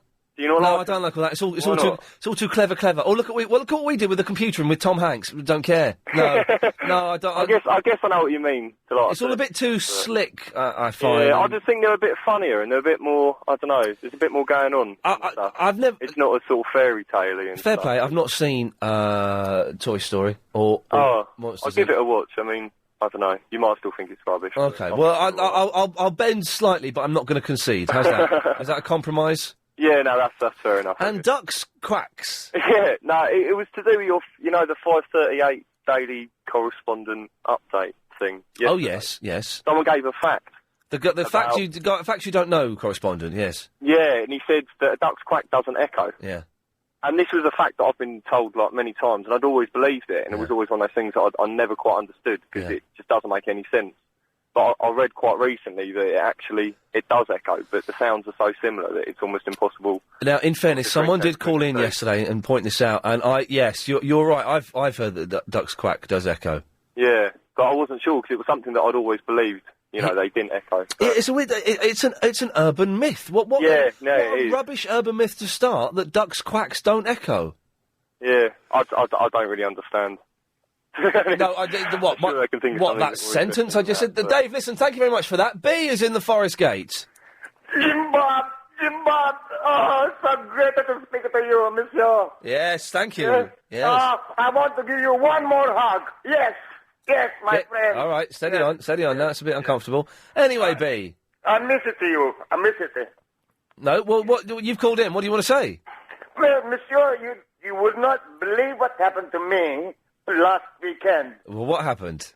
I was trying to just do my usual mundane things in life, and I was walking around in underpants outside the garden, and next thing I knew, I got burgled into a van and being smashed around like a football. Yeah. And next thing I knew, I was in this room with this people, all this Gestapo around me, you know? Gestapo were around Yes, you, were because, they? you see, I had a quarrel, when I was working at NASA.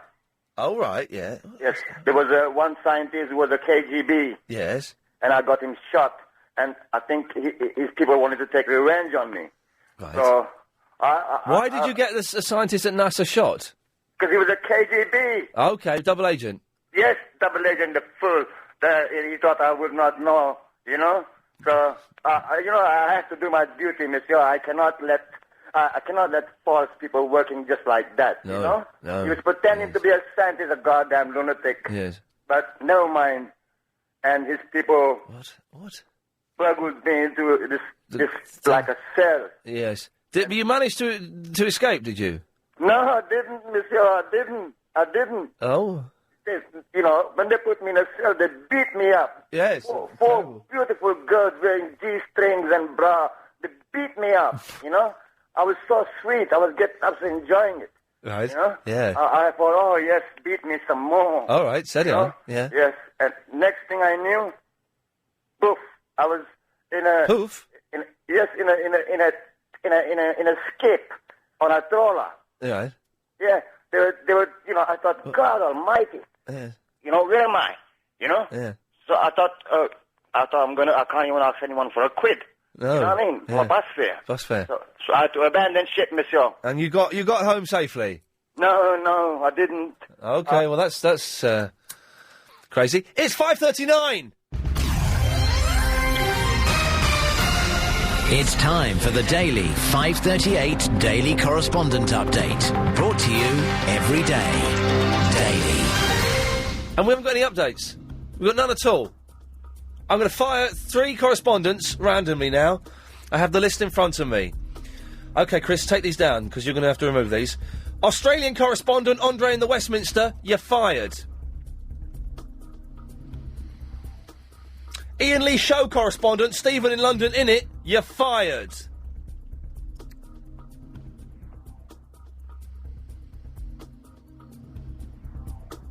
Untruthful correspondent Hez in the Isleworth, you're fired. I'm not messing around. That's 3 taken out. If you're a correspondent and you want to ensure that doesn't happen to you tomorrow, well, you better call in and do an update. Jason. You free bird, Ian. Free bird. I've got blood on my hands, and do you know what? I kind of love it.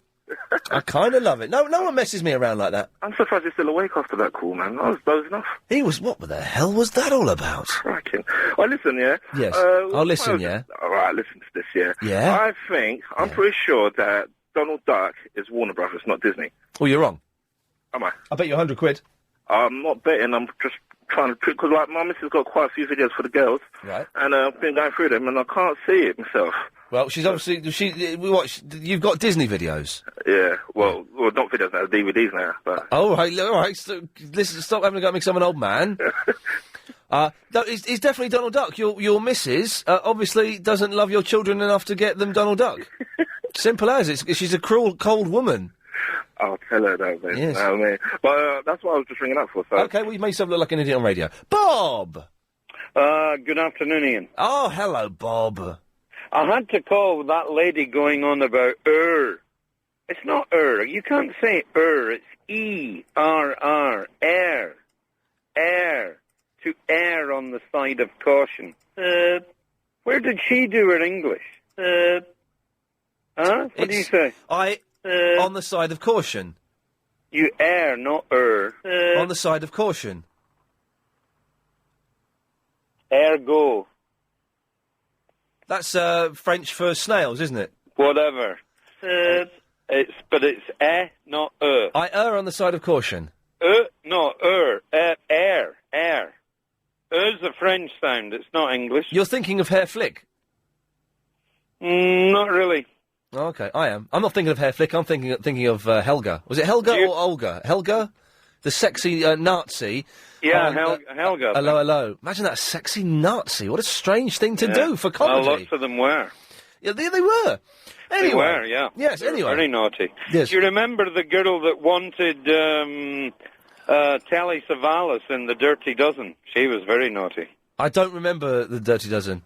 Gosh, you've never seen that? No, I haven't, actually. It's been on almost as much as The Great Escape. It's the Great Escape's good, but it's the kind of film my dad would have watched. It's like I've never seen that. I've never seen The Good, the Bad, and the Ugly. No, I tried to sit through a fistful of dollars or something, a few dollars more or something. Oh, a few dollars more. It's wonderful. Oh, it's unwatchable. It's wonderful music. It's all dubbed over. They're speaking out of sync. Well, that's the beauty of it. That's the beauty of it. It's, for example, have you ever seen Team America? Team America, yes, I've seen Team America. Did you enjoy that? Yes, I did. Yes, I thought it was excellent. I think that is absolutely wonderful, don't you? Yeah, it's brilliant. What's that got to do with Lee Van Cleef? Well, it's the same kind of template thing. Let's make a really rubbish movie, Yeah, no, hang on. One is a Western set filmed in Spain with Spanish actors and a couple of Americans. One is puppets. Yeah, but, it's that sort of template. Let's cut the corners and everything. Although the cutting corners in Team America is, of course, deliberate. Like how the puppeteering is absolutely abysmal. Are you seriously comparing Team America to A Few Dollars More? Yeah, just because it's coming out of that let's not take it too seriously genre. You know what I mean? You're absolutely bonkers. We've had the maddest people calling in today. Oh, dear. Jamie, can we come to you in a couple of minutes? Yeah, sure, mate. All right, well, don't sound too excited about it. Which of the following statements... Triple M coming after 6 o'clock. Your call's going straight to there. Jamie, are you still there? Yep. Excellent stuff. What can I do for you, sir? Well, I'm the Stuff You Don't Know correspondent. Oh, hello, mate. Sorry. Yes, I should have realised. Yes, sorry. Yes, I'm hierarchy, don't you know? All right. And... you came up with the controversial statement yesterday, the duck's quack does not echo. Now, I had my suspicions about this. I was walking around studiously and moodily in my facts cave yesterday. Yes. And, I like that. Very good. Facts, and I've always been told that a duck's quack doesn't echo. Right. But I've always had my suspicions as it being an urban myth. Yes. So I popped it in, the fact base, and in the hope that someone would either prove me wrong or prove me right. And it turns out they've proved me wrong. Hang on a minute. Now, you are an Uber correspondent. That means you're pretty high, you're high up on the chain there. Yeah. You're saying that you put in something that you weren't sure whether it was a fact or not, just to see if other people would phone in and pick you up on it. Yeah, because I'm always open to suggestions, That's not good enough, Jamie. It's not good enough at all.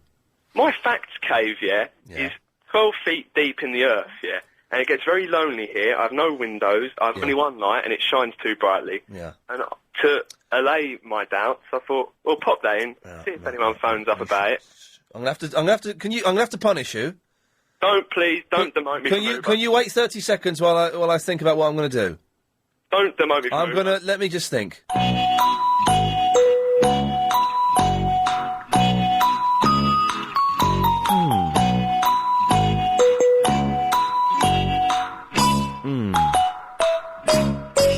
I wonder.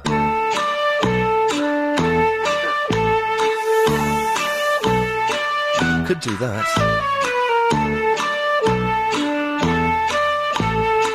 That's harsh. Won't do that. Could do that.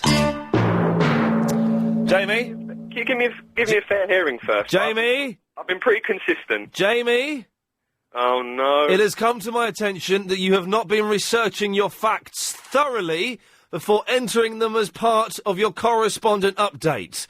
All research should be done before you come on the air at 5:38.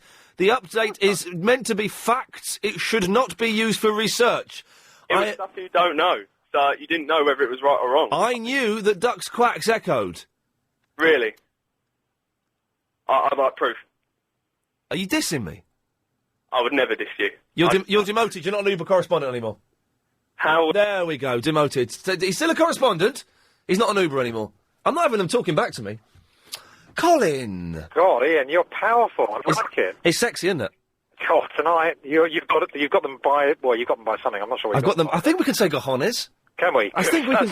That's a good description. Yeah, I've got them by the cojones. Well, Ian, look, I might. It's a very good programme today, by the way. I really enjoyed it. It's been all right, though. Thank you. Yes, it has been. Yeah. What I was going to maybe make myself an absolute idiot on radio. Go on. Team America. Yes.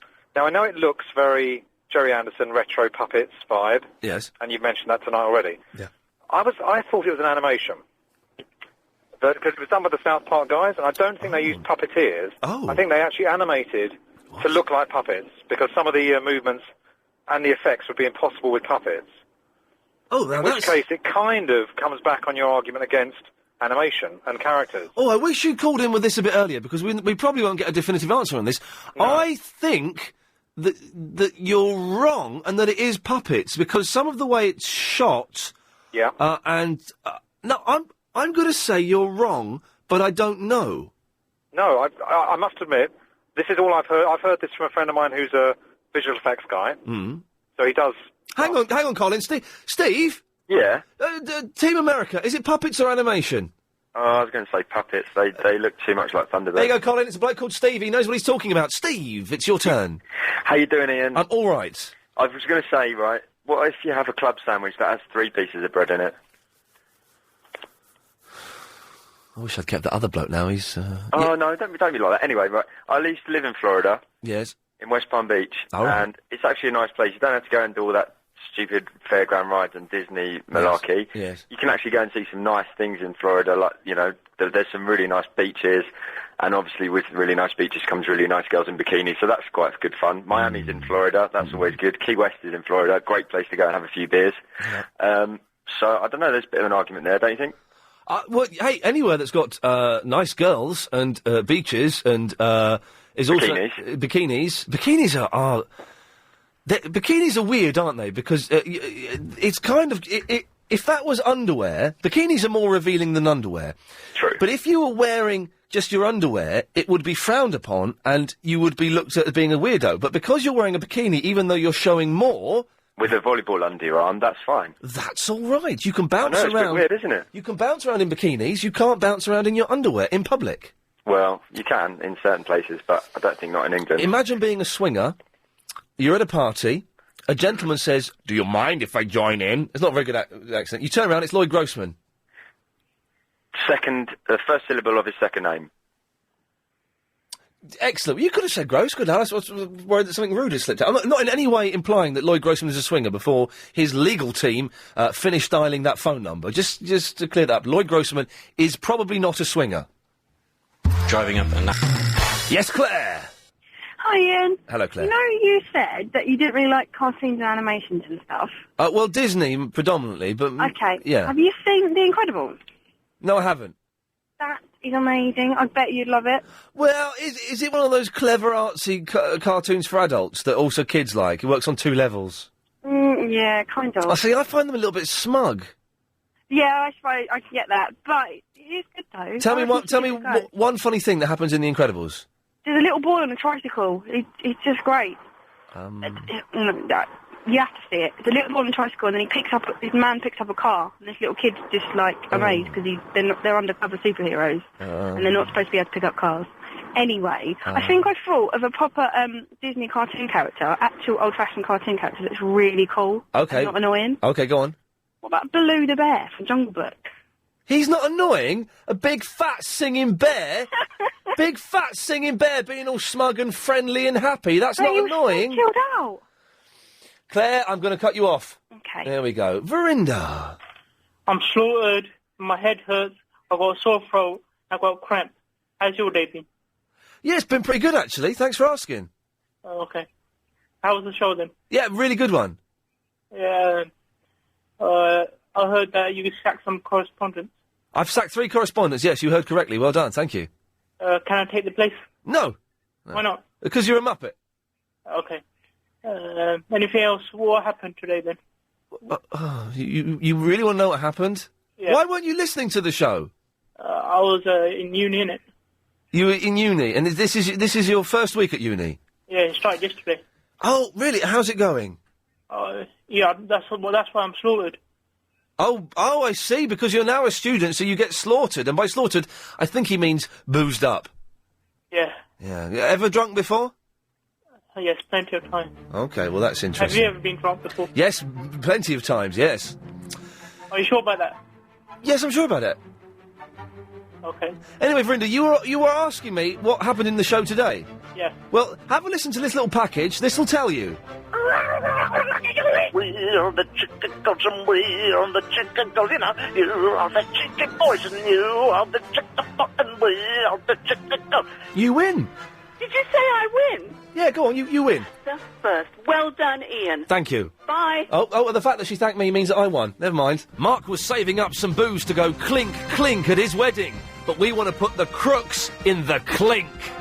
Dr. Sarah, supposing I was allergic to oil and dairy products and bananas, would you recommend I was exorcised? No. I was seduced. You see, I was seduced by the Mickey Mouse. John! John! That's it! Turn it off! I don't know how to stop him! Sorry? John, that's enough, thank you! Enough. So, Big V, what do you reckon? Yeah, Good, right. good, huh? Yeah. Is that, Barry? Yeah. What's wrong? You sound miserable as sin. Okay, it's because I'm tired. Okay. Alright then. Did you like that video I left you on MySpace? Yeah, it's wicked. The bloke singing on the rooftop? Yeah, can I sing it? No, you cannot sing it. I left a very rude song on his MySpace page. Very, very rude. Okay, there we go. That was a nice 3 hours. I enjoyed that. We've got another 30 minutes. This is where it starts to get really good fun. For the next 30 minutes, your calls go straight to air. 0870 90 90 973. There is a 7-second delay, so don't swear, don't be libelous, and we should enjoy ourselves. I'll see you after this. Thank you. I swallowed too much water. I'm drowning in my lung. My lung is drowning. That's better. Bum, bum, bum. Okay, 0870 90 90 973. Calls go straight to air. 7-second delay. Don't swear, be libelous. You get dumped. And we can ban you from phoning the station. Obviously, we can't stop you phoning the station, but we can stop you. I have the power using this computer here to stop you being allowed on air ever again. So don't. Line 7, you're on the wireless.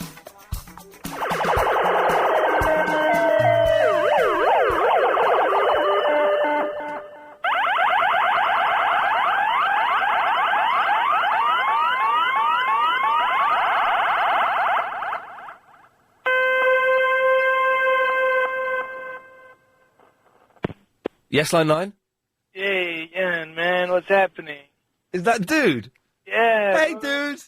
Hey, man, I got something, ducks can echo when they quack, bro, 'cause I got a duck and his name is Dave. And, we tried to sneak him into the hospital to go get a vasectomy, man.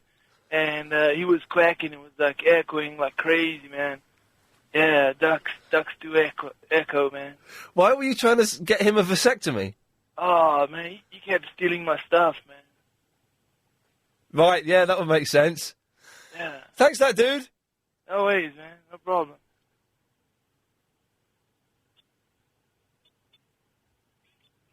You still there, dude? Yeah, man. Oh, I thought you were going to hang up. Sorry.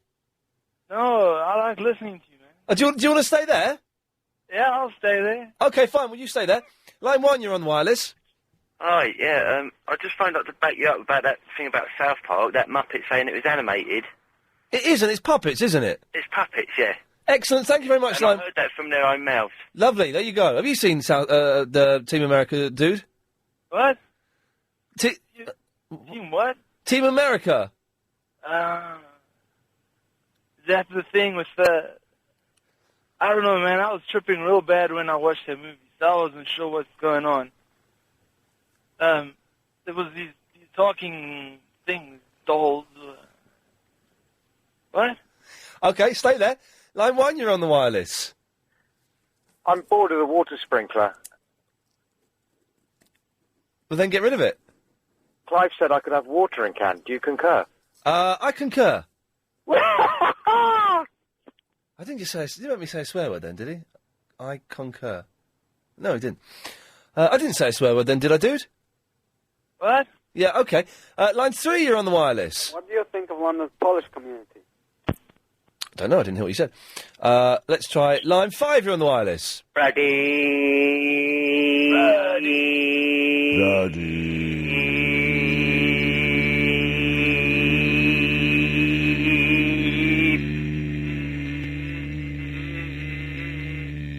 Hey, dude, we beat the Pradeep man. Yeah, man. Wicked. Line 3, you're on the wireless. Iain Lee, it's on LBC. Iain Lee, Underwater Late Show. Iain Lee, Monday to Friday on LBC. From 3 p.m. to 6:30. Bum bum bum bum bum bum bum bum bum bum bum bum bum bum bum. Oh, Iain Lee. What do you reckon, dude? That was gay, man. Yeah, it was a little bit. Line 4, you're on the wireless. Why are you laughing? Sorry? Why are you laughing? Because dude said something funny. What did he say? Dude, tell him what you said. Gay, man. He said it was gay, man. That's not funny. Yeah. That's gay. Yeah, what do you want line 4? Nothing much. Okay, well then I'll cut you off. It's as simple as that. Line 4, you're on the wireless. Yeah, can I speak to dude? Hey, it's my woman, man. Hey, How you doing? What's happening? I'm not a woman, by the way. I'm a man. Stop liking me. Man, I'm whatever you want to be too, man. It's just the love that counts, man. That's all it's about, is the love. You like me that much, do you? Yeah, man. You got you got a voice of an angel, bro. You want to meet up? Yeah, man. Where? Anywhere you want. I'll go down to Holland back for you, baby. Where? Holland? I think he's in hell. Verinda, are you asking another man out on a date? No. Yeah, you're asking a man out on a date. Not asking me for a fight.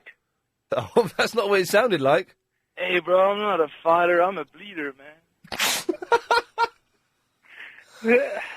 Look, nah, I'm sorry, mate. I'm not, into that stuff. Okay, there we go. Don't worry, dude. We'll sort it out. Line 5, you're on the wireless. Hello, mate. Hello, Graham. Hello, Ian. Fine, dude's here with me. Yeah, a quick word for what's his name, Ian? Dude. Yeah, speaking on behalf of Mother Nature, put down the reefer and leave my reef alone. What's reefer, bro? Steady on now. Come on, steady on. Leave the reef alone. No, steady on. Let's not have this conversation. Yes, Graham, what do you want? Jeff Wayne is here. Jeff Wayne's coming in Thursday at 3 o'clock. I won't be around to listen in. I'll be listening to Virgin probably. If you don't mind just asking him, yes, Graham says he's still waiting for his cheque, and I was supposed to play the parson, but he got someone else, didn't he? What are you talking about? Phil Lynott, Ian. Oh, right, okay.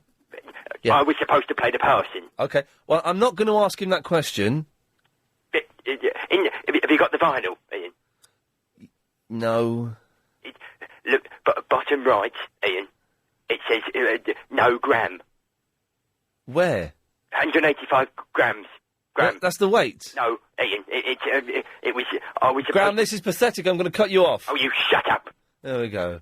Are you a fan of Jeff Wayne, dude? Of who, man? I don't know, but I bought a couple of grams once. Oh, steady on now. Come on.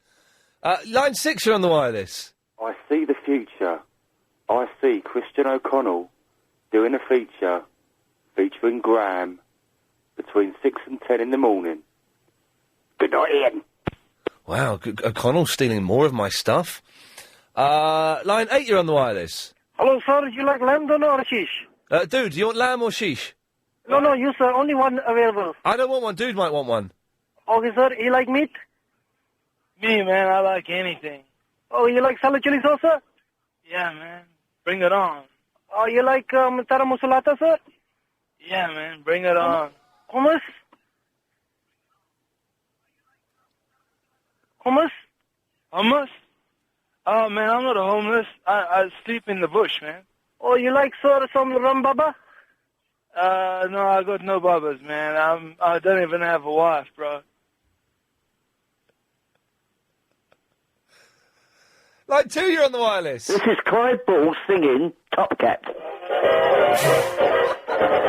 Cat, the most effectual Top Cat, with intellectual. Most friends get to call him TC. Dignity, the indisputable leader of the day. close friends get to call MTC.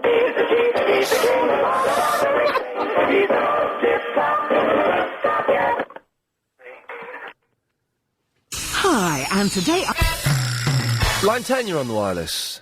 These three people need to eat some green beans and seaweed. Thank you. Line 6, you're on the wireless.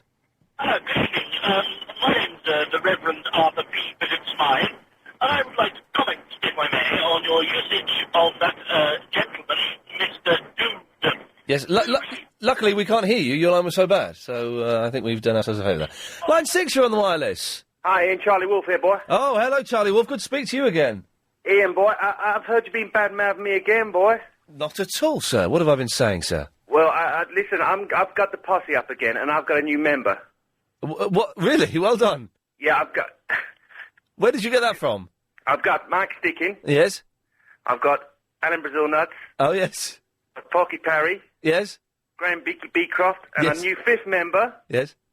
Mickey Quinn, the fat footballer. Okay, well done. Well We're coming to get you, Bob. We're going to take you down to Chinatown, boy. Okay, Charlie Wolf. I look forward to it. Thank you. That's some of TalkSport's finest and some of their worst as well. Have all joined up in the posse. Line 2, you're on the wireless. And after all, you're my wonderwall. It's doing the Mike Flowers Pops version of it. Thank you very much there. Good work.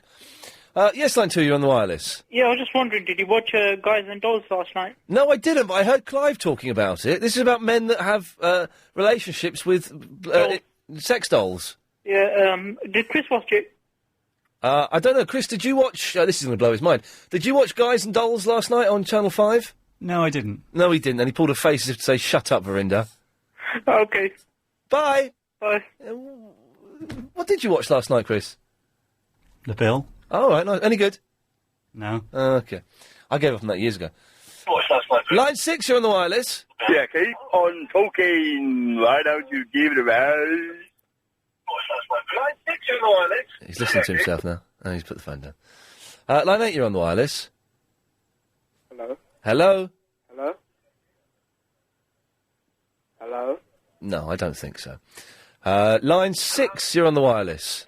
Hey, Ian, it's Ash from yesterday. Listen, I've got to apologise for saying what I said on the show yesterday about the show being a bit of C-rap. And just wanted to apologise about that, okay? Crap? It was, yeah, I did that yesterday. I shouldn't have done that. It was a bit crap yesterday, don't matter. Oh, well, you kind of cut me off, kind of saying, oh, I don't want to talk to that boy. I was like, okay. And also, the other thing is, that guy, dude, Yes. get him on again. He was funny. I love that little bit about when they were talking about homeless and he said homeless. Yes, no, he's terrifying, isn't he? And also, is Lost any good? Because I haven't watched any of it, and someone said it's really cool. Excuse me, is Lost any good? Yeah, I've been reading about it on Wikipedia, and I know. Oh, it's the greatest television show ever made. Really? Oh, man, it's fantastic. You're in for a treat. Well, could you lend me your first season, then? Get out of it. If you called it a series, I might have said yes, but no. Line 5, you're on the wireless. Ian, I've been trying to get through all afternoon, mate. It's about chopsticks. Yes. The reason the Chinese eat them, the reason the Chinese use them Yes. is because it aids the digestion, because you eat slower. No, you don't. No, stop you there. Incorrect answer. Wrong. You eat faster. No, you don't, but you have... You've got to... Listen. Ian, listen. No. I'm not having this. No, incorrect data. Have you ever seen The Big Boss with Bruce Lee? No. Okay. There's a scene where they've got bowls of rice. Okay. They have got chopsticks. You know, the bowl of rice... No, well then if you respect me, then shut up. The bowl of rice is under their mouth. They are shoveling the rice in with the chopsticks. I've got two pens in my hand here. They are shoveling the rice in at a rate of knots. Ian, I'm the food editor of Britain's biggest selling food magazine. I know what I'm talking about. Well, you don't know what you're talking about here. I do. Don't try and mug me off. No, I'm not trying. They shovel the food down. By they, I mean the Chinese, obviously. Authority. Well, what magazine do you work for? What? I work for BBC Good Food magazine. Oh, well, I don't believe you. Well, I do. But I don't. Look it up, Barney Desmasri. But you're wrong about the chopsticks, Barney Desmasra. Desmasri. Barney Desiree. Desmasri. Barney Desmasri. I just want to leave you with a final thought. Yes, Barney Desmasri. Desmasri. Yes, Barney Desrenton. Desmasri. Desrez. Desrez. Yes. A regular caller is just a first-time caller who's never phoned before. Thank you, Barney Desmondson. Yes. He's wrong. Go and get everyone. Go out and get Big Boss. Partly it's a cracking film. There's a scene where Bruce and his family are shoveling the rice in there. Let's have one, shall we? Line 5, you're on the wireless. I'd just like to say that hang on a second. It's Ashley, MC Ashley, putting on a silly voice. Away you go. Oh, he's bottled it. What a shame. Line 8, you're on the wireless. Hey, is that Ian? Yes. Hey, Mike Mendoza here. What's going on? Hello, Mike. Yes, we're doing the show. Yeah, sounds a bit rubbish today, though. It's a good one today. A bit rubbish. Yeah, we're going to do the Middle East tomorrow. Well, play with some decent music for a change. Okay, yeah, we will. All the TalkSport love this show. Line 10, you're on the wireless. Standard, Evening Standard, West End Final. London's been invaded by Daddy Longlegs. Close all windows tonight. More news tomorrow. Thank you. Where should we go to? Let's try... Line 8, you're on the wireless. What should we go to? Okay, a little bit too messy there. Line 3, you're on the wireless. Hello. Hello there. Quick question. Yes. What do you and other listeners think of caravans on British roads? I think they're all right. I'm not one of those people that's particularly against them or anything. They're all right. As a caravanner, I'm very glad to hear that. No. I get nothing but abuse. It's a lazy... You often get lazy radio presenters who will come on and bang on about caravans being... Caravans are fine. There's not a problem with those at all. Excellent. Well One more done. question. Yes, sir. One more question. Why does Verinda get so much airplay on this station? Hang on a second. I'll ask her. Verinda, why do you get so much airplay on this station? I don't know. There we go. I can't answer it, I'm afraid. Sorry about that. That was good timing, wasn't it? Line 6, you're on the wireless. Hello? Hello there. Oh, is it Agent Chris? No, it's Ian. You're on the radio. Oh, because Agent Chris didn't watch the bill last night. Oh. It wasn't on. Oh, hang on 1 second. He's lying. Agent Chris, this old man is saying that you didn't watch the bill last night. Try ITV2. ITV2? Oh, I'm not sure about that. Well, could you go and do a bit of research before you accuse my friend of being my producer? Accept my apologies then, thank you. Well, do you accept his apologies? No, will you accept mine? No, that's what I'm saying. I'm asking... Chris, do you accept his apologies? No way. I'm not an old man. Sorry? I'm not an old man. You're a middle-aged man that smokes a lot?